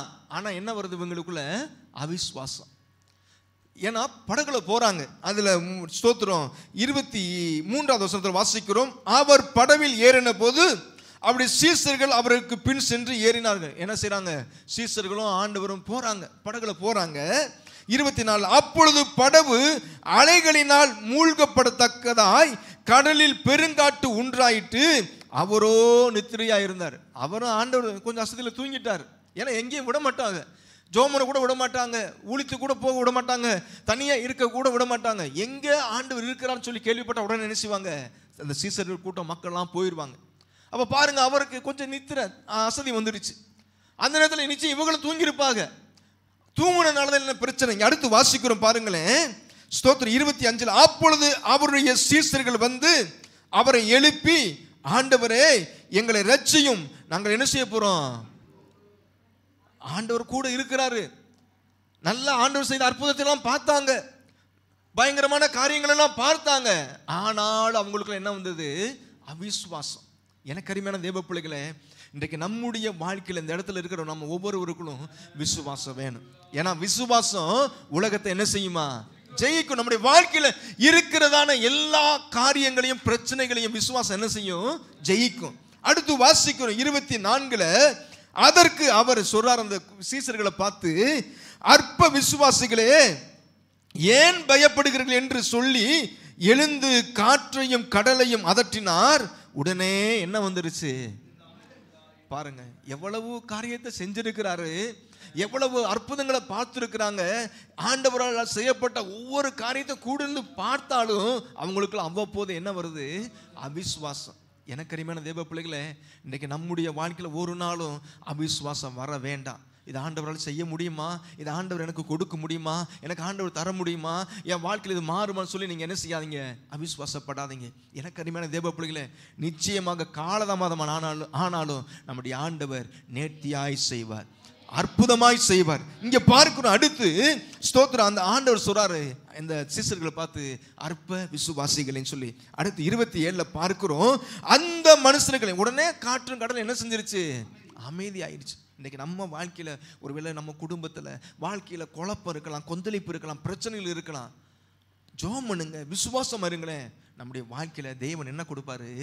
அமைதியை கொடுப்பார், சமாதானத்தை கொடுப்பார். அடுத்து பார்க்கிறோம், இந்த அற்புதங்கள் நடந்த உடனே சீசர்கள் பார்க்கிறாங்க, அந்த மனுஷர்கள் ஆச்சரியப்பட்டு இவர் எப்படிப்பட்டவரோ, காற்றும் கடலும் இவருக்கு என்ன செய்யுது? ஒவ்வொரு முறையும் அற்புதத்தை பார்க்கிறாங்க. ஆனாலும் அவங்களுக்குள்ள என்ன இருக்கு? அவிசுவாசம் இருக்கு. எனக்கு அருமையான தேவ பிள்ளைகளே, இன்றைக்கு நம்முடைய வாழ்க்கையில நம்ம சோர்ந்து போகாதீங்க, அவிசுவாசப்படாதீங்க. நிச்சயமாக தேவன் நம்முடைய வாழ்க்கையில் பெரிய காரியத்தை தேவன் செய்வார். அல்லேலூயா. அடுத்து மூணாவது காரியத்தை நம்ம பார்க்கலாம். ஸ்தோத்திரம், இந்த விசுவாசிகளுக்குள்ள சீசருக்குள்ள இருந்ததான அவிசுவாசத்தை குறித்து நம்ம பார்க்கிறோம். மூன்றாவது மத்தேயு 14வது அதிகாரத்தை நாம் எடுத்துக்கொள்வோமே. மத்தேயு சுவிசேஷ புஸ்தகம் 14:31 வசனத்தை எடுத்துக்கொள்ளுங்களேன். அவனை பிடித்து அற்ப விசுவாசியே ஏன் சந்தேகப்பட்டாய் என்றார். பாருங்க, அடுத்து மூணாவது யாரை இங்கே குறித்து பார்க்கிறோம்? பேதுருவை குறித்து பார்க்கிறோம். ஏன்னா அவர் இங்கே ஒரு பிரயாணத்தில், கப்பல் பிரயாணத்தில் இருக்கிறார். சீசரெல்லாம் முன்னாடி அனுப்பிட்டார். இங்கே வாசிக்கிறோம் பாருங்களேன். ஸ்தோத்திரம், அந்த பகுதியில் 32 இயேசு 31 இல்லை 21 இயேசு ஜனங்களை அனுப்பி விடுகையில் தம்முடைய சீசர்கள் படவில் ஏறி தமக்கு முன்னே அக்கறைக்கு போகும்படி என்ன செஞ்சார்? ஆண்டவர் அனுப்புறார். இங்க ஒரு ஊழியத்தை செய்தாரு. சரி, நீங்க எல்லாரும் போங்க அப்படின்னு சொல்லிட்டு தனித்து இருக்கும்படியாக, ஜெபிக்கும்படியாக அந்த சீசர்கள் அனுப்பிட்டார். பிரசங்கம்லாம் பண்ணியாச்சு. இப்போ பாருங்க ஸ்தோத்திரம். ஏன்னா இந்த பகுதியில் பார்க்கிறோம். அடுத்து 23வது வசனத்தில் வாசிக்கிறோம், அவர் ஜனங்களை அனுப்பிவிட்ட பின்பு தனித்து ஜெபம் பண்ண ஒரு மலையில் மேல் ஏறி சாயங்காலமான போது அங்கே தனிமையாக இருந்தார். பாருங்க, இன்றைக்கு நம்ம தேவ பிள்ளைகளுடைய வாழ்க்கையில நம்ம விசுவாசத்தில் வளர்வதற்கு எது ரொம்ப தேவை தெரியுமா? ஜெபம். இப்போ பாருங்க, அனுதினம் ஆண்டவர் என்ன செஞ்சார்? ஒவ்வொரு நாளும் காலையில் அதிகாலையில் இருட்டோடு இருந்து ஜெபம் பண்ணார்னு சொல்லி நம்ம இந்த சுவிசேஷ புஸ்தகங்களை வாசிக்கலாம். இப்போ பாருங்க, இவர் என்ன செஞ்சார்? தனித்து ஜெபம் பண்ணினார். அப்போ பாருங்க, அதனால அவருடைய வாழ்க்கையில் நிறைய போராட்டங்கள், பிரச்சனைகள் வந்தது. அதையெல்லாம் ஜெயிப்பதற்கு காரணம் அவர் என்ன செஞ்சார்? தேவ சமூகத்தை தனித்து இருந்தார். நம்மளுக்குலாம் ஒரு எடுத்துக்காட்டு. அடுத்து வாசிக்கிறோம் பாருங்களேன் 24 அதற்குள்ளாக படகு நடுக்கடலிலே சேர்ந்து எதிர்காற்றாய் இருந்தபடியால் அலைகளினால் அலைவுபட்டதான். 25 வாசிக்கிறோம், இரவின் 4ஆம் ஜாமத்தில் இயேசு கடலின் மேல் நடந்து அவர்களுக்கு வந்தார். அனுப்பிவிட்டார். முன்னாடி எல்லாரும் சீசர்கள்லாம் போறாங்க. ஆனா இவர் ஜெபம் பண்ணிட்டு என்ன செய்றாரு? அடுத்து நடுச்சாமத்தில் கடலில் என்ன செஞ்சாரா? நடந்து வந்தார். இவங்களுக்கெல்லாம் ஒரு பெரிய பயம். சீசர்கள் கூட்டம் தான், விசுவாசமா இருக்கிறவங்க தான், ஆண்டோட அற்புதத்தை பார்த்தாங்க. ஆனாலும் ஒரு உருவத்தை பார்த்தோம்னா என்ன வந்துருச்சு இவங்களுக்குள்ள? பெரிய பயம். ஏதோ ஒரு செத்த ஆவி என்ன செய்து இந்த கடல்ல நடந்து வருதுன்னு சொல்லி எல்லாரும் பயப்படுறாங்க, கத்துறாங்க. அடுத்து இங்க வாசிக்கிறோம் பாருங்களேன்.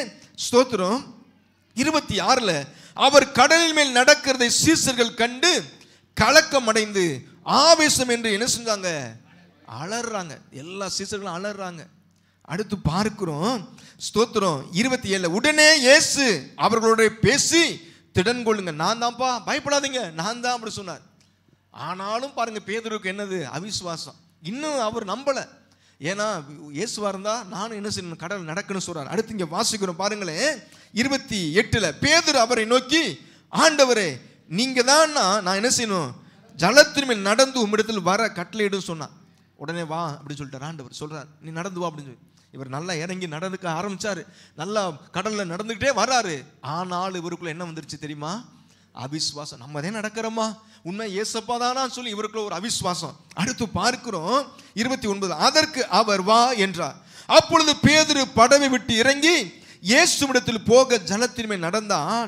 காற்று பலமாய் இருக்கிறதை கண்டு பயந்து அமிழ்ந்து போகையில் ஆண்டவரே என்னை என்ன செய்யுங்க. ஏன்னா இன்னைக்கு சில நேரத்தில் நம்ம விசுவாசமா இருக்கிறோம், ஆனால் உலகத்தில் இருக்கிறதான சூழ்நிலைகளை பார்க்கும்போது நம்மளுக்கு என்ன வந்துடுது, அவிசுவாசம் வந்துடும். இவர் நல்லா தான் நடந்தாரு, ஆனால் காற்றை பார்த்தாரு, கடலை பார்த்தாரு, அங்கே இருக்கிறதான அந்த சூழ்நிலையை பார்த்த உடனே இவருக்குள்ள அவிசுவாசம் வந்துருச்சு. நம்ம நிச்சயம் என்ன செஞ்சிருவோம், மூழ்கிடுவோம், கடலில் மூழ்க போற சொல்லி ஒரு அவிசுவாசம் வந்ததுனால மூழ்க ஆரம்பிச்சார். எனக்கு அருமையான தேவ பிள்ளைகளே, இன்றைக்கு விசுவாச வாழ்க்கையில் இப்படி தான். நம்ம கிறிஸ்துவுக்காக வாழ்கிற போது சில நேரம் சில சூழ்நிலைகளை பார்க்கிறோம், உலகத்தில் இருக்கிற சில சூழ்நிலைகளை பார்த்து நம்ம என்ன செய்கிறோம், அவிசுவாசப்படுகிறோம். அவிசுவாசப்படாதீங்க, ஜெபம் பண்ணுங்களேன், ஆண்டவருக்கு பலன் கொடுப்பார். அல்லேலூயா. அடுத்து வாசிக்கிறோம் பாருங்களேன், 31 உடனே இயேசு கையை நீட்டி அவனை பிடித்து, அற்ப விசுவாசியே ஏன் சந்தேகப்பட்டாய். எனக்கு அறிமையான ஆண்டவருடைய பிள்ளைகளே, எவ்வளவு அற்புதத்தை நம்ம வாழ்க்கையில் செஞ்சிருக்கிறாரு, எவ்வளவு அதிசயங்களை செய்திருக்கிறாரு, எவ்வளவு நம்ம நினைச்சு பார்க்காத காரியத்தை நம்ம வாழ்க்கையில் செய்திருக்கிறார், பார்த்துருக்கிறோம், பெற்றிருக்கிறோம். ஆனாலும் சில நேரம் அவ்வப்போது நம்மளுக்குள்ள என்ன வந்துடுது, அவிசுவாசம் வருது. எனக்கு அறிமையான தேவ பிள்ளைகளே, நாம் விசுவாசத்தோடு வாழ்வோமானால் நம்ம இன்னும் ஆண்டோட நிறைய காரியங்களை நம்ம என்ன செய்ய பெற்றுக்கொள்ள முடியும். அல்லேலூயா. அதுக்கடுத்து வாசிக்கிறோம் பாருங்களேன், 31 உடனே இயேசு கையை நீட்டி அவனை பிடித்து, ஸ்தோத்திரம், அற்ப விசுவாசியை ஏன் சந்தேகப்பட்டாய் என்றார். அவர்கள் படவில் ஏறின உடனே காற்று என்ன செஞ்சிருச்சு. பார்த்தீங்களா, இன்றைக்கு நம்முடைய வாழ்க்கையில யார் இருக்கணும் தெரியுமா, வாழ்க்கை என்ற படகுல இயேசு இருக்கணும். இயேசு இல்லாட்டா நிச்சயமா நம்முடைய வாழ்க்கையில தோல்விதான். இயேசு நம்முடைய வாழ்க்கையில நம்ம குடும்பத்தில் இல்லாவிட்டா பயம்தான். இயேசு நம்முடைய வாழ்க்கையில குடும்பத்தில் இல்லாவிட்டால் தோல்விதான். எல்லாவற்றிலும் ஸ்தோத்திரம், தோல்வியை தான் நம்ம பெற்றுக்கொள்ள முடியும். இன்றைக்கு நம்முடைய வாழ்க்கையில விசுவாசத்தோடு ஆண்டவர் நம்மளோடு கூட இருப்பாரானால் நம்முடைய வாழ்க்கையில் பெரிய காரியத்தை நம்ம பெற்றுக்கொள்ள முடியும். அல்லேலூயா. அதுக்கடுத்து 3வது 4வது ஒரு காரியத்தை நம்ம பார்க்கலாம். மத்தேயு 16வது அதிகாரத்தை நாம் எடுத்துக்கொள்வோம். மத்தேயு சுவிசேஷ புஸ்தகம் 16வது அதிகாரம் 7வது வசனத்தையும் 8வது வசனத்தையும் வாசிக்கிறீங்களா?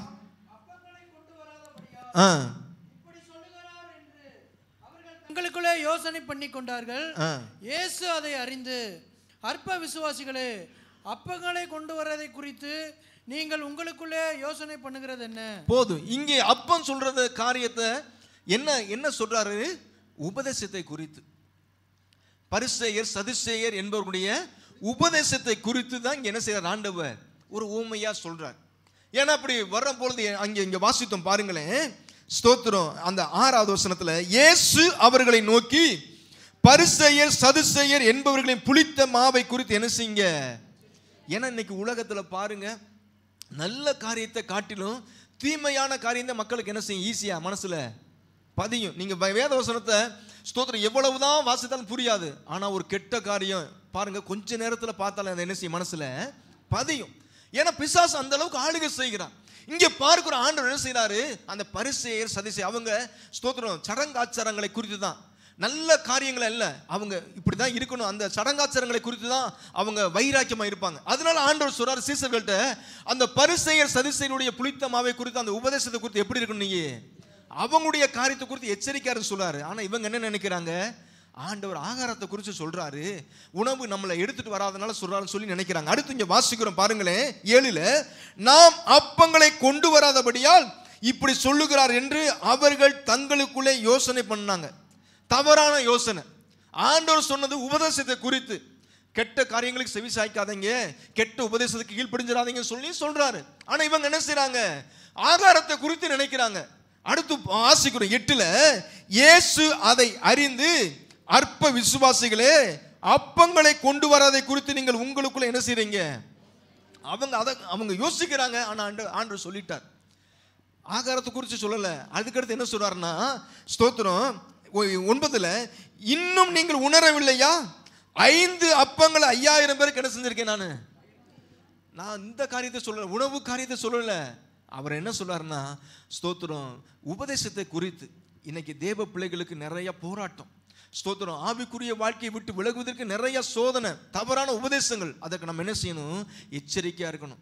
எல்லாரும் நம்ம என்ன செய்யக்கூடாது, வீட்டில் ஏற்றுக்கொள்ளக்கூடாது. நான் ஆண்டவருடைய பேரை சொல்லி வருவாங்க, ஒரு நாள் நம்ம என்ன செய்யக்கூடாது, ஏற்றுக்கொள்ளக்கூடாது. இப்போ இங்க பார்க்கிறோம் ஆண்டவர் சொல்றாரு இங்க இந்த சீசர்கள்ட்ட. அடுத்து நம்ம வாசிக்கிறோம் பாருங்களேன் 9 இன்னும் நீங்க உணரவில்லையா, 5 அப்பங்களை 5000 பேருக்கு பகிர்ந்ததையும் மீதியானது எத்தனை கூட நிறைய என்ன செஞ்சீங்க? இதையெல்லாம் நீங்க பார்த்துருக்கிறீங்க. அடுத்து ஒரு சொல்றாரு 10ல் 7 அப்பங்களை 4000 பேருக்கும் பகிர்ந்ததையும் நீங்க என்ன செய்றீங்க? பார்த்துருக்கீங்களே. அது இல்லை உபதேசம். நீங்க கெட்டு போவதற்கு, நீங்க அழிஞ்சு போவதற்கு தவறான உபதேசம் வரும். அதற்கு நீங்க எப்படி இருக்கணும்? எச்சரிக்கையா இருக்கணும் சொல்றாரு. அடுத்து இங்க வாசிக்கிறோம் பாருங்களேன், 11ல் சொல்றாரு, பரிசேயர் சதுசேயர் என்பவர்களின் புளித்த மாவுக்கு எச்சரிக்கையா இருக்க வேண்டும் என்று நான் சொன்னது அப்பத்தை குறித்து சொல்லவில்லை என்று நீங்கள் உணராது இருக்கிறது எப்படி? பாத்தீங்களா? அவங்க அந்த ஆகாரத்தை குறித்து தான் இருக்கிறாங்க, தவிர உபதேசத்தை குறித்து என்ன செய்யல, அவங்க உணரல. எனக்கு அருமையான தேவ பிள்ளைகளை, இன்றைக்கு நம்முடைய வாழ்க்கையில தேவனை விட்டு விலகுவதற்கு எத்தனையோ விதமான தடை, எத்தனையோ விதமான போராட்டம், எத்தனையோ விதமான சோதனை, எத்தனையோ விதமான பிரச்சனைகள். ஆனால் நீங்கள் நானும் விசுவாசத்தோடு வாழ்வோமானால் நிச்சயமாக நம்ம எல்லாவற்றையும் என்ன செய்ய முடியும்? ஜெயிக்க முடியும். இனி அடுத்து நம்ம பார்க்கிறோம், விசுவாசத்தில் இருந்த நபர்களை குறித்து ஒரு 2 நபர்களை சொல்லி நான் முடிக்க ஆசைப்படுகிறேன். இதெல்லாம் அவிசுவாச சீசர்களாக இருந்தாங்க, விசுவாசிகளாக இருந்தாங்க. ஆனால் அவங்களுக்குள்ள இருந்தாங்க அவிசுவாசத்தை குறித்து நம்ம பார்த்தோம். இனி அடுத்து ஒரு 2 நபர்களை விசுவாசத்தை குறித்து நம்ம எடுத்துக்கொள்வோம். மத்தேயு 8வது அதிகாரத்தை நம்ம எடுத்துக்கொள்வோமே. 8வது அதிகாரம் 10வது வசனத்தை நம்ம வாசிக்கலாமே.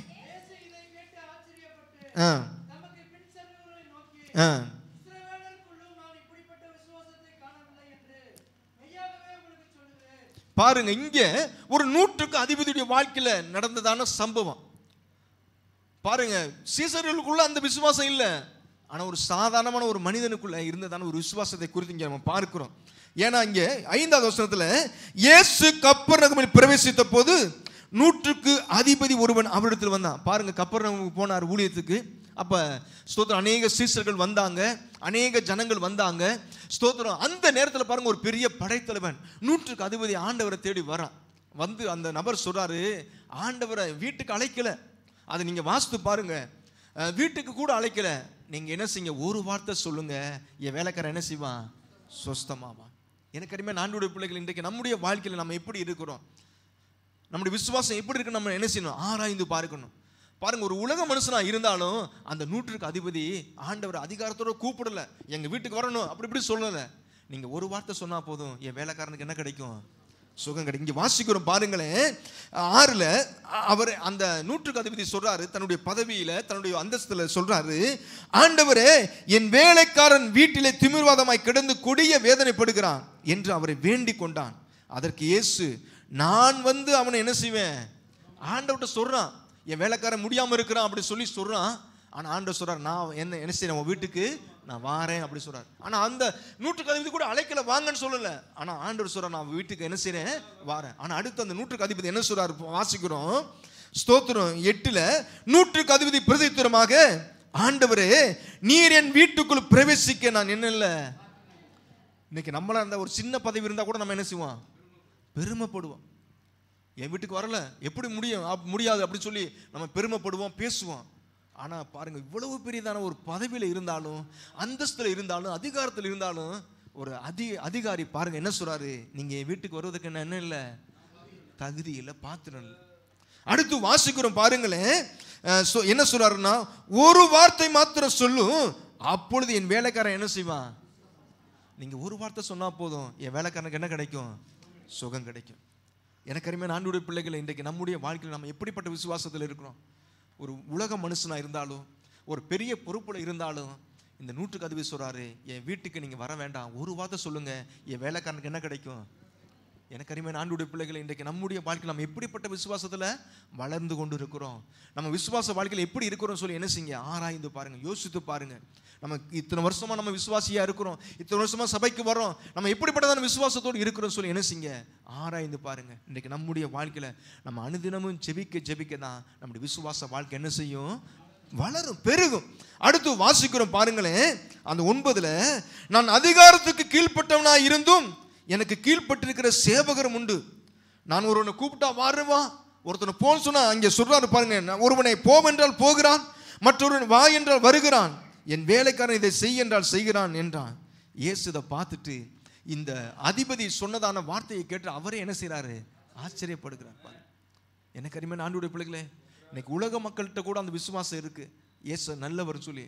ஆனால் ஆவிக்குரிய நிலைமையில், ரட்சிக்கப்பட்ட நிலைமையில் இருக்கிற நம்மளுக்குள்ள இன்னும் நம்ம என்ன செய்கிறோம்? அவிசுவாசப்படுகிறோம். எப்படி ஆண்டவர் செய்வார்னு சொல்லி நம்ம நினைக்கிறோம். இங்க பார்க்கிறோம் 10ல், இயேசு இதை கேட்டு ஆச்சரியப்பட்டு தமக்கு பின் செல்லுகிறவர்களை நோக்கி, இஸ்ரவேலருக்குள்ளும் நான் இப்படிப்பட்ட விசுவாசத்தை என்ன செய்யல. பாருங்க எவ்வளவு வேதனை. சீசர்களா இருக்கிறாங்க, அவங்களுக்குள்ள என்ன இல்லை, இவ்வளவு விசுவாசம் இல்லையே. என்னுடைய ஜனங்களா இருக்கிறாங்க, என்னோட கூடவே வாழ்றாங்க, என்னோட கூடவே சாப்பிடுறாங்க, என்னோட கூட படுக்கிறாங்க, தூங்குறாங்க, எல்லாம் நான் செய்யற அற்புதத்தெல்லாம் பார்க்கிறாங்க. பார்த்தாலும் என்ன இல்லை, இந்த 100க்கு அதிபதிக்குள்ள இருக்கிறதான விசுவாசம் கூட என்ன இல்லை. எவ்வளவு வேதனை பாருங்க. எனக்கு அருமையான ஆண்டவருடைய பிள்ளைகளை, அந்த சீசர்களை பார்த்து சொல்றாரு, இஸ்ரவேலருக்குள்ள இப்படிப்பட்ட நான் விசுவாசத்தை என்ன செய்யல, பார்க்கல. எனக்கு அருமையான தேவ பிள்ளைகளே, இன்றைக்கு நம்முடைய வாழ்க்கையில நாம் ஆண்டவரை 100க்கு 100 விசுவாசிக்கிற பொழுது அவர் மாபெரும் காரியத்தை நம்முடைய வாழ்க்கையில செய்வார். அல்லேலூயா. அடுத்து வாசிக்கிறோம் பாருங்களேன், அதே அதிகாரத்துல ஸ்தோத்திரம் 13வது வசனத்துல பார்க்கிறோம், பின்பு இயேசு 100க்கு அதிபதியை நோக்கி, அதுக்கடையில் சில பிரசங்கம் பண்றாரு, அதையெல்லாம் கேட்டுக்கிட்டு தான் நிற்கிறாரு. அவசரப்பட நான் காத்துக்கிட்டு இருக்கேன், என்ன வாங்க இல்லாட்ட ஜோம் பண்ணுங்க அப்படி சொல்லி ஒன்றும் சொல்லலை. இன்னும் ஆண்டவர் பேசுறாரு, அதையெல்லாம் கேட்டுக்கிட்டு இருக்கிறாரு. அடுத்து பார்க்கிறோம் 13வது வசனத்துல, பின்பு இயேசுக்கு 100 அதிபதியை நோக்கி, நீ போகலாம். அது வரைக்கும் பிரசங்கம் பண்றாரு, இன்னும் அந்த அதிபதியா இருக்கிறவர் கேட்டுக்கிட்டு இருக்கிறாரு, பயந்து பணிவோடு கேட்டுக்கொண்டு இருக்கிறார் ஆண்டுடைய பிரசங்கத்தை. அதுக்கடுத்து வாசிக்கிறோம், நீ போகலாம், நீ விசுவாசத்தபடியே உனக்கு ஆக கடவுது என்றார். அந்த நாளிகையிலே அவன் வேலைக்காரன் என்ன செய்தான், எவ்வளவு பயங்கரமான காரியத்தை செஞ்சிருக்கிறார். எனக்கு அருமையான ஆண்டவருடைய பிள்ளைகளே, இதற்கு காரணம் அந்த 100க்கு அதிபதிக்கு இருந்ததான விசுவாசம். எனக்கு அருமையான ஆண்டவருடைய பிள்ளைகளை போய் பார்க்குறாங்க, அதுக்குள்ள அங்கேருந்து இன்னொரு வேலைக்காரன் வரான், ஐயா நம்முடைய வேலைக்காரன் எப்படி இருக்கிறான், இப்போ சுகமாக இருக்கிறான். எப்போ அப்படின்னு சொன்ன கேட்குறாரு டயத்தை, இந்த டயத்தில் அப்படி. அதே டயத்தில் தான் ஏசப்பாவும் எனக்கு என்ன செஞ்சாரு, நீ போ, உன் வேலைக்காரன் எப்படி இருப்பான், சுகமாக இருப்பான். எனக்கு அருமையான ஆண்டவருடைய பிள்ளை, நம்மளா இருந்தால் வாங்க என் வீட்டுக்கு வந்து நீங்கள் ஜோமனாத்தே எனக்கு நடக்கும் அப்படின்னு சொல்லுவோம், அப்படி அவிசுவாசப்படுவான். ஆனால் இந்த வேலைக்காரன் சொன்ன ஒரு வார்த்தை சொல்லுங்க போதும், என் வேலைக்காரனுக்கு என்ன கிடைக்கும், சுகம் கிடைக்கும். எனக்கு அருமையான ஆண்டவருடைய பிள்ளைகளே, பயப்படாதீங்க. நம்ம வாழ்க்கையில் இது எப்படி பெற்றுக்கொள்வோம், இது எப்படி நடக்கும் சொல்லி அவிசுவாசப்படாதீங்க. இதுவரைக்கும் நடத்தின ஆண்டவர் இனியும் நம்மளை என்ன செய்வார், ஆண்டவர் நடத்துவார். அல்லேலூயா. அடுத்து பார்க்கலாம், மத்தேயு 15வது அதிகாரம் 28வது வசனத்தை எடுத்துக்கொள்ளுங்களே. மத்தேயு 15.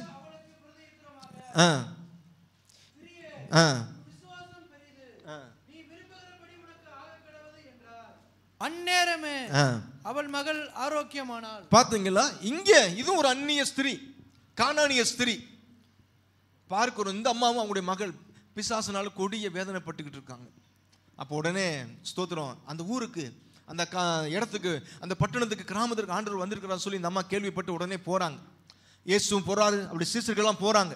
அப்போ போகும்போது இந்த அம்மா கேட்குறாங்க, இங்கே வாசிக்கிறோம் பாருங்களேன், ஸ்தோத்திரம் 22ல், அப்பொழுது அந்த திசைகளில் குடியிருக்கிற கானானிய ஸ்திரீ ஒருத்தி அவரிடத்தில் வந்து, ஆண்டவரே தாவீதின் குமாரனே எனக்கு இரங்கும், என் மகள் பிசாசினால் கொடிய வேதனைப்படுகிறாள் என்று என்ன செய்யறாங்க, ஏசப்பாட்ட சொல்றாங்க, கெஞ்சுறாங்க, ஏசப்பா வாங்க தயவு செய்து என் மக பிசாசினால் கொடிய வேதனைப்படுறாங்கன்னு சொல்லி சொன்னாங்க.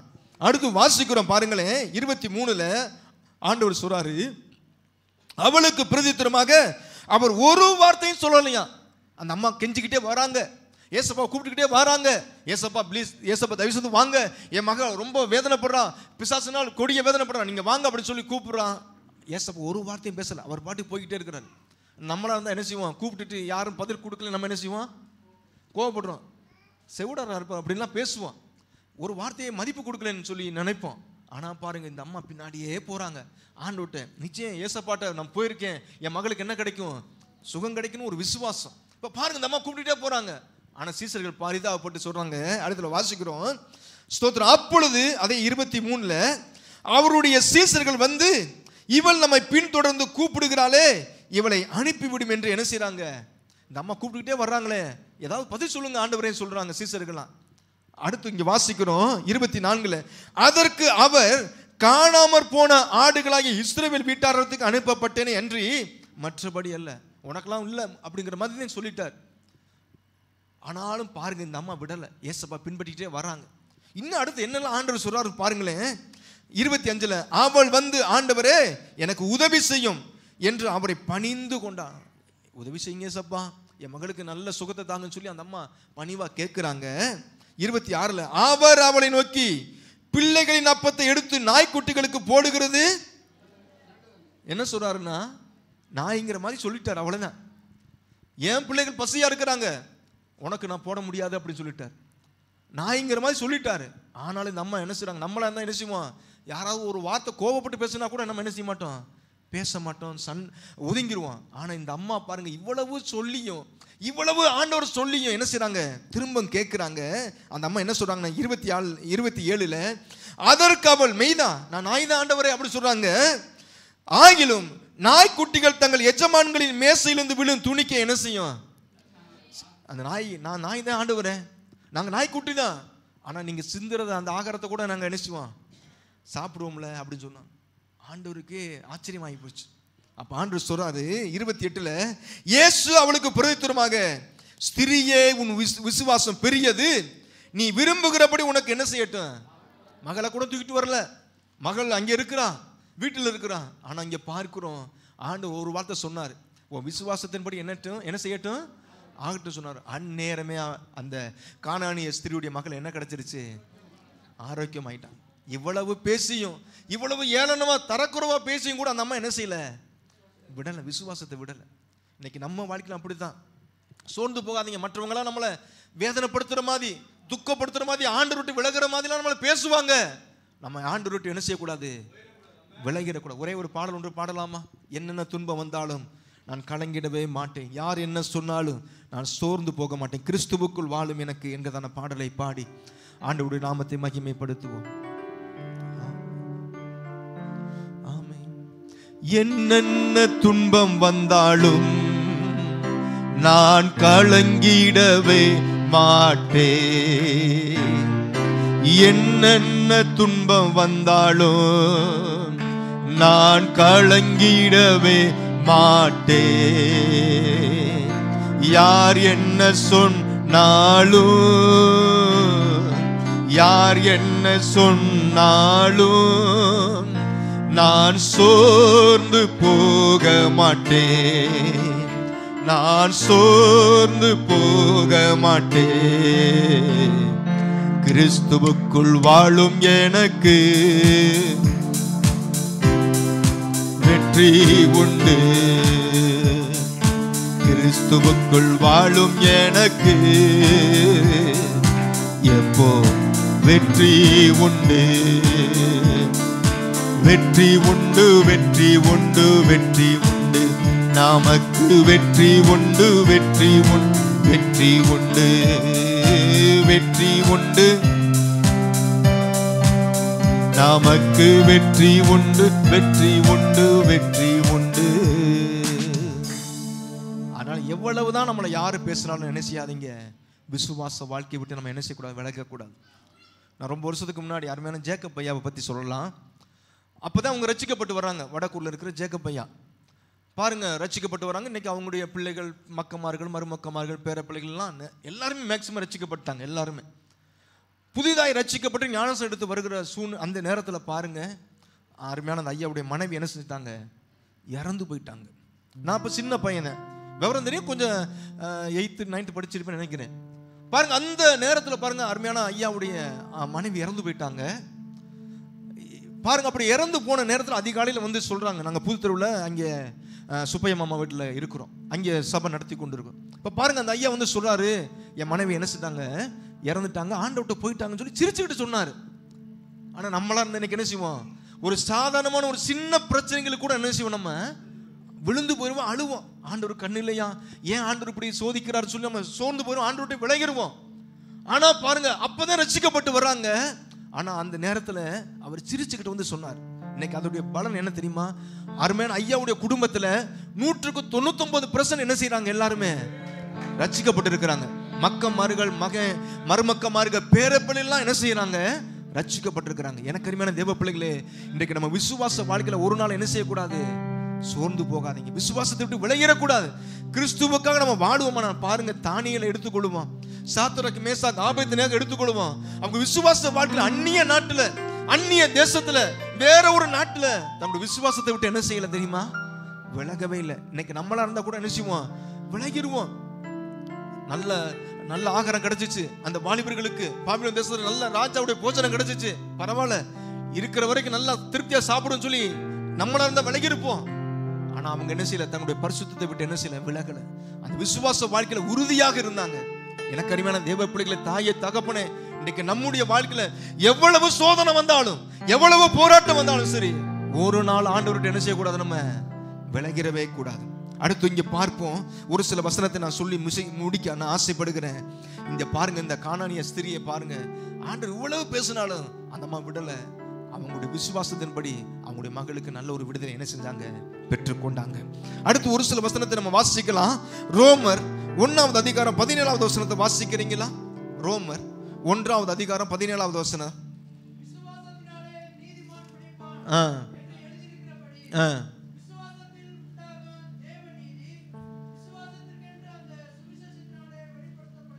பாருங்க, இங்க வாசித்தோம், விசுவாசத்தினால நீதிமான் என்ன செய்வானா? விசுவாசத்தினாலதான் நம்மளுக்கு என்ன உண்டு? ஜீவன் உண்டு. விசுவாசத்தினாலதான் நம்மளுக்கு நன்மை உண்டு. எனக்கு அருமையான தேவ பிள்ளைகளை, ஒரு நாளும் ஆண்டவரோட்டு என்ன செய்யாதீங்க, விலகிறாதீங்க. தேவ பிள்ளைகளை, நம்முடைய வாழ்க்கையே விசுவாச வாழ்க்கை தான். அனுதினமும் கிறிஸ்துவோடு நம்ம என்ன செய்யணும், இணைந்து இருக்கணும். அனுதினமும் ஜெபிக்கணும். அனுதினமும் வேதத்தை வாசிப்போமானால் நிச்சயமா நம்முடைய விசுவாச வாழ்க்கையில் நம்ம என்ன செய்ய முடியும், ஜெயிக்க முடியும். அதே போல இன்னொரு வசனத்தை நம்ம எடுத்துக்கொள்ளுவோம். ஸ்தோத்திரம். எபிரேயர் 10வது அதிகாரத்தை எடுத்துக்கொள்வோமே. 38வது வசனத்தை வாசிக்கிறீங்களா? எபிரேயர் 10:38.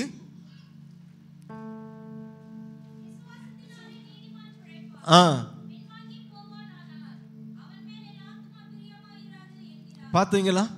விசுவாசத்தினால நீதிமான் என்ன செய்வானா, பிழைப்பான். ஆனா அதே பகுதியில் வாசிக்கிறோம், பின்வாங்கி போவானால் அவன் மேலே நாத்தும் என்ன செய்யாதான். எனக்கு அருமையான ஆண்டவருடைய பிள்ளைகளை, அந்த வாலிபர்களை தானியேல் புஸ்தகத்தை நம்ம பார்க்கிறோம், அவங்க விசுவாசத்துக்கு விலகல. அதனால ஆண்டவர் அந்த அந்நிய நாட்டுல, பாபிலோன் தேசத்துல அவங்களை வெக்கப்பட்டு போக பண்ணினாரா? இல்லவே இல்லை.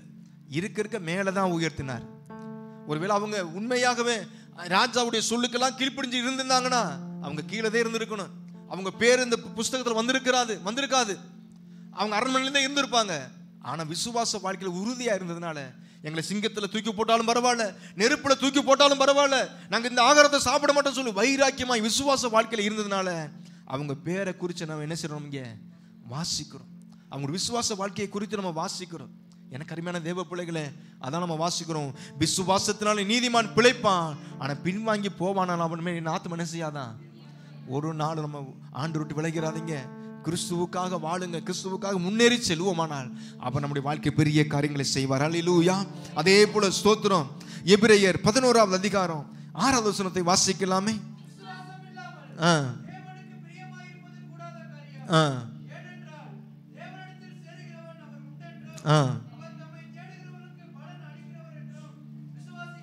பாத்தீங்களா? அவரை தேடுகிறவர்களுக்கு நிச்சயமா என்ன கொடுப்பார் ஆண்டவர்?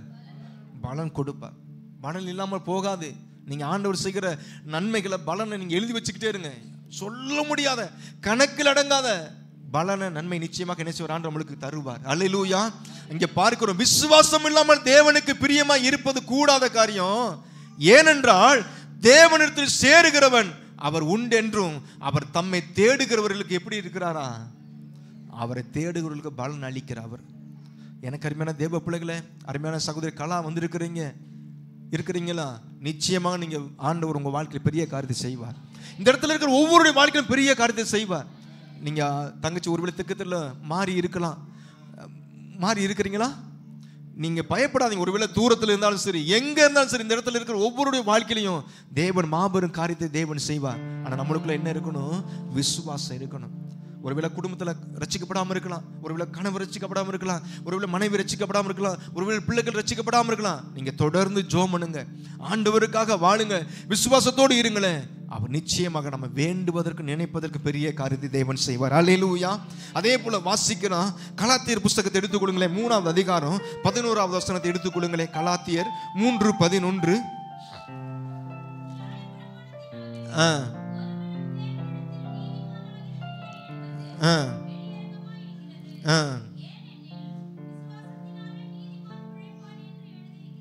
பாத்தீங்களா? ஏன் அந்த பரிசேயர் சதுசேயர் இவங்க அந்த நியாயப்பிரமாணம் இந்த சட்டம் இப்படிதான் இருப்பாங்க. ஆனா விசுவாசமா என்ன இருக்காது, அவங்க விசுவாச வாழ்க்கையில இருக்காது. இங்க வாசிக்கிறோம் பாருங்களேன், நியாய பிரமாணத்தினாலே ஒருவனும் தேவனிடத்தில் நீதிமான் ஆகிறதில்லை என்பது வெளியரங்கமாய் இருக்கிறது. ஏனெனில் விசுவாசத்தினாலே நீதிமான் என்ன செய்வான்? பிழைப்பான். ஆபிரகாம் பாருங்க, அவர் பரம்பரையா பூர்வீகமா ஒரு கிறிஸ்தவர் அல்ல, ஒரு பூசாரி குடும்பத்தில் இருந்த ஒரு நபர் தான். ஆனா ஆண்டவருக்காக 100க்கு 100 எப்படி இருந்தாரு? விசுவாசமாக இருந்தார். ஆண்டவர் அழைச்ச இடத்துக்குலாம் போனாரு. நம்மளா இருந்தா ஒரு இடத்துக்கு போச்சோன்னா நம்ம யாரை பார்க்கணும், என்ன செய்யணும், எப்படி போகணும்னு சொல்லி நம்ம விசாரிப்போம். ஆனா ஆபிரகாம் எதையும் விசாரிக்கல. ஆண்டவர் போன்னு சொன்னாரு, அந்த வார்த்தையை கேட்டு என்ன செஞ்சாரு? போனாரு. ஏன்னா விசுவாசத்துக்கெல்லாம் பெரிய தகப்பன் யாரு? ஆபிரகாம். எனக்கு அருமையான தேவ பிள்ளைகளே, இன்றைக்கு நம்முடைய வாழ்க்கையில விசுவாசத்தில் நம்ம எப்படி இருக்கணும்? உறுதியா இருக்கணும். இங்க பார்க்கிறோம் அந்த வசனத்துல, நியாய பிரமாணத்தினாலே ஒருவனும் தேவனிடத்தில் நீதிமானாகிறதில்லை என்பது வெளியரங்கமாக இருக்கிறது. ஏனெனில் விசுவாசத்தினாலே நீதிமான் என்ன செய்வான்? நம்ம வாழ்க்கையில விசுவாசத்துல என்ன செய்யணும்? அனுதினமும் வளரணும். ஆண்டவரை நோக்கி முன்னோக்கி ஓடுங்க. அதே போல இன்னொரு வசனத்தை நம்ம வாசிக்கலாம். எபேசியர் 6வது அதிகாரம் 16வது வசனத்தை வாசிக்கிறீங்களா? எபேசியர் 6:16.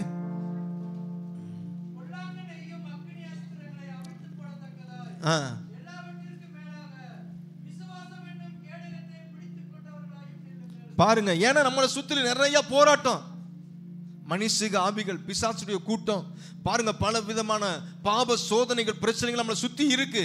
ஆனா அதையெல்லாம் நம்ம மேற்கொள்வதற்கு அந்த கேடகம் வேணும். அந்த கேடகம் தான் விசுவாசம் என்னும் கேடகம். அனுதினமும் ஜெபிச்சாதான் நம்ம வாழ்க்கையில சுற்றிலும் வரக்கூடியதான எல்லாவற்றையும் நம்ம ஜெயிக்க முடியுங்க. வாசிக்கிறோம், பொல்லாங்கன் எய்யும் அக்னி ஆஸ்திரங்களை எல்லாம் அவித்து போடத்தக்கதாய் எல்லாவற்றிற்கும் மேலாக விசுவாசம் என்னும் கேடகத்தை பிடித்து கொண்டவர்களாய் நம்ம என்ன செய்யணும்? நம்ம அனுதினமும் ஜெபம் பண்ணுங்க. அனுதினமும் ஜெபம் பண்ணாதான் நம்மளை சுற்றிலும் வரக்கூடியதான எல்லாவற்றையும், எல்லா போராட்டங்களையும், எல்லா சோதனைகளையும் நம்ம ஜெயித்து நம்ம வெற்றி பெற முடியும். அல்லேலூயா.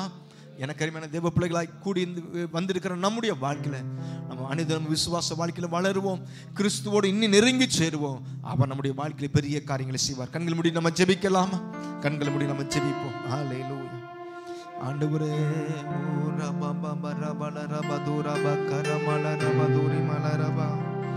அல்லேலூயா, அல்லேலூயா. ஆண்டவரே, ஆமென். ஆண்டவரே,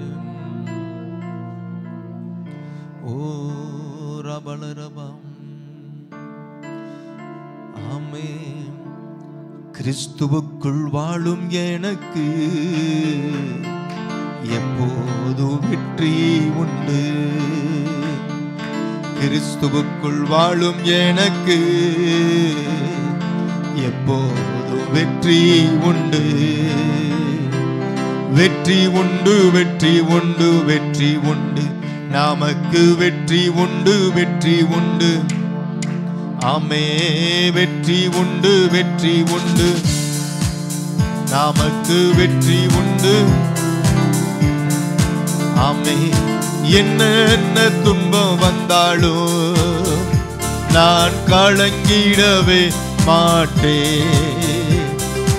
என்ன துன்பம் வந்தாலும் நான் கலங்கிடவே மாட்டேன். யார் என்ன சொன்னாலும், யார் என்ன சொன்னாலும் நான் சோர்ந்து போக மாட்டேன். நான் சோர்ந்து போக மாட்டேன். கிறிஸ்துவுக்குள் வாழும் எனக்கு எப்போதும் வெற்றி உண்டு. கிறிஸ்துவுக்குள் வாழும் எனக்கு எப்போ வெற்றி உண்டு. வெற்றி உண்டு, வெற்றி உண்டு, வெற்றி உண்டு, நமக்கு வெற்றி. ஆமே, வெற்றி உண்டு, நமக்கு வெற்றி உண்டு, வெற்றி உண்டு, வெற்றி உண்டு. என் ராஜா முன்னே செல்கிறார், அவர் வெற்றி பவனி செல்கிறார். என் ராஜா முன்னே செல்கிறார், அவர் வெற்றி பவனி செல்கிறார். குருத்தோலை கையில் எடுத்து, குருத்தோலை கையில் எடுத்து நான் ஓசன்னா பாடிடுவே, நான் ஓசன்னா பாடிடுவே. கிறிஸ்துவுக்குள் வாழும் எனக்கு எப்போ வெற்றி உண்டு. ஆமென். கிறிஸ்துவுக்குள் வாழும் எனக்கு எப்போ வெற்றி உண்டு, வெற்றி உண்டு, வெற்றி உண்டு, வெற்றி உண்டு, வெற்றி உண்டு, வெற்றி உண்டு, வெற்றி உண்டு. விசுவாச வாழ்க்கை என்பது மிக மிக முக்கியமான ஒரு காரியம். விசுவாசம் இல்லாமல் தேவனிடத்தில் பிரியமாய் இருப்பது கூடாத காரியம். விசுவாசிக்கிறவன் அவரை முற்றிலுமாய் அவர் உண்டென்றும் ஸ்தோத்திரம், அவர் காரியங்களெல்லாம் மெய்யென்றும் விசுவாசிக்கிறதே ஒரு விசுவாசம். அன்பான கர்த்தருடைய பிள்ளைகளாக இருக்க நம்முடைய வாழ்க்கையில் ஸ்தோத்திரம், விசுவாசிகள் என்று பெயர் எடுத்துட்டு அவிசுவாசியாய் வாழ்ந்துடவே கூடாது. விசுவாசிகள் என்றால் சகலத்தையும் எந்த சூழ்நிலையில் இருந்தாலும், எந்த நிலைமையில் இருந்தாலும், எதிர்ப்பதமான சூழ்நிலைகள் இருந்தால் கூட அதை விசுவாசித்து வாழ்கிறதே விசுவாசிகளுடைய ஸ்தோத்திரம் உண்மையாகவே குணமாக இருக்குது, அன்பு அடையாளமாக இருக்குது. எனவே எனக்கு அன்பான தேவ ஜனங்களாக இருக்கிற நாம் அப்படிப்பட்டதான் அந்த விசுவாசத்தில் வல்லவர்களாய் திறமை உள்ளவர்களாய் காணப்படுவோம். அந்த விசுவாசத்தினாலே அநேக ஆசீர்வாதங்களை சுதந்திரிக்க முடியும். விசுவாசத்தினாலே தான் உலகத்தையே நம்ம ஜெயிக்க முடியும். விசுவாசத்தினால தான் எல்லாவற்றையும் நம்ம ஜெயித்து போராடி வெற்றி பெற்று ஆசீர்வாதத்தை சுதந்திரிக்க முடியும். எனவே அப்படிப்பட்டதான விசுவாச வாழ்க்கையை தேவன் நம்ம கொடுத்திருக்கிறபடினாலே ஆமென், அதில் மேலும் மேலும் மேலும் வளர தேவன் நமக்கு அனுக்கிரகம் பாராட்டுவாராக. கண்களை மூடி ஜெபிப்போம். எங்கள் அன்பின் பரலோக பிதாவே, உம்மை துதிக்கிறோம். இந்த அருமையான ஆசீர்வதிக்கப்பட்ட மத்தியான வேலைக்காக நன்றி சொல்லுகிறோம். ஆண்டவரே ஸ்தோத்திரம் ஐயா. இந்த நாளிலும் கூட ஆண்டவரே இந்த விசுவாசம் என்கிறதான கேடயத்தை பற்றி, விசுவாசத்தை பற்றி, விசுவாசம் எவ்வளவு பெரிய காரியத்தை சாதிக்கிறது என்பதை பற்றி நல்ல ஒரு வார்த்தையை எங்களுக்கு மத்தியிலே பிரசங்கித்ததற்காக ஸ்தோத்திரம் ஆண்டவரே. கற்றுக் கொடுத்ததுக்காக நன்றி சொல்லுகிறோம் ஆண்டவரே. இந்த வார்த்தையை கேட்ட ஒவ்வொருவரையும் ஆசீர்வதிக்க வேண்டும் என்று நாங்கள் ஜெபிக்கிறோம். விசுவாசத்தினாலே வராத யாவும் பாவமே என்று சொல்லப்பட்டிருக்கிறது. ஓடு ஆண்டவர், நாங்கள் விசுவாசத்தில் சிறந்தவர்களாய் ஆண்டவரே காணப்பட கர்த்தர் கிருபை தர வேண்டும் என்று ஜெபிக்கிறோம். பிரசங்கித்த அருமையான ஊழியக்காரனை கூட கர்த்தர் தாமே ஆசீர்வதிப்பீராக. உம்முடைய கிருபையினாலே ஆண்டவரை மூடி மறைத்துக் கொள்வீராக. உம்முடைய அபிஷேகத்தினாலே நிரப்ப வேண்டும் என்று நாங்கள் ஜெபிக்கிறோம். இப்படியா இந்த இடத்திலும் கூட வந்திருக்கிற எங்கள் ஒவ்வொருவருடைய கரத்தில் தாழ்த்தி ஒப்பு கொடுத்து நாங்கள் ஜெபிக்கிறோம். ஆபத்தான நேரமாக இருந்தாலும், நெருக்கடியான சூழ்நிலையாக இருந்தாலும், பலவிதமான போராட்டமான சந்தர்ப்பங்கள் இருந்தாலும் எங்களுடைய விசுவாசத்தை விட்டு விலகி விடாதபடிக்கு நாங்கள் நிலைத்திருக்கிறவர்களாக எங்களை மாற்ற வேண்டும் என்று ஜெபிக்கிறோம். ஆசீர்வதிப்பீராகப்பா. தொடர்ந்து உம்முடைய கரத்தில் ஒப்பு கொடுக்கிறோம்ப்பா. இந்த வார்த்தை கேட்ட ஒவ்வொருவரையும் ஆசீர்வதிக்கணும்ப்பா. ஆண்டவரே, இந்த விசுவாசத்துக்கு நாங்கள் வளர கிருபை தாங்கப்பா. விசுவாசத்தை நாங்கள் இன்னும் பிளப்பட உதவி செய்யப்பா. விசுவாசத்திலேயே காரியங்களை செய்ய உதவி செய்வீராகப்பா. ஆமாண்டவரே ஸ்தோத்திரப்பா. தொடர்ந்து நீர் அப்படி செய்ய போறக்காக நன்றி சொல்லுகிறோம். இயேசு கிறிஸ்துவின் நாமத்தில் வேண்டுகிறோம் பிதாவே, ஆமென். என் ஆத்துமாவே என் முழு உள்ளமையோடு பரிசுத்த நாமத்தை ஸ்தோத்திரி. என் ஆத்துமாவே கர்த்தர் செய்த சகல உபகாரங்களையும் மறவாதே. ஆமென், ஆமென், ஆமென். நம்முடைய கர்த்தராகிய இயேசு கிறிஸ்துவின் கிருபையும் பிதாவாகிய தேவனுடைய அன்பும் பரிசுத்த ஆவியானுடைய ஐக்கியமும் நம் அனைவரோடும் கூட எப்போதுமே எப்போதும் சதா காலமும் நம்மை விட்டு நீங்காமல் நிலைத்திருப்பதாக. ஆமென்.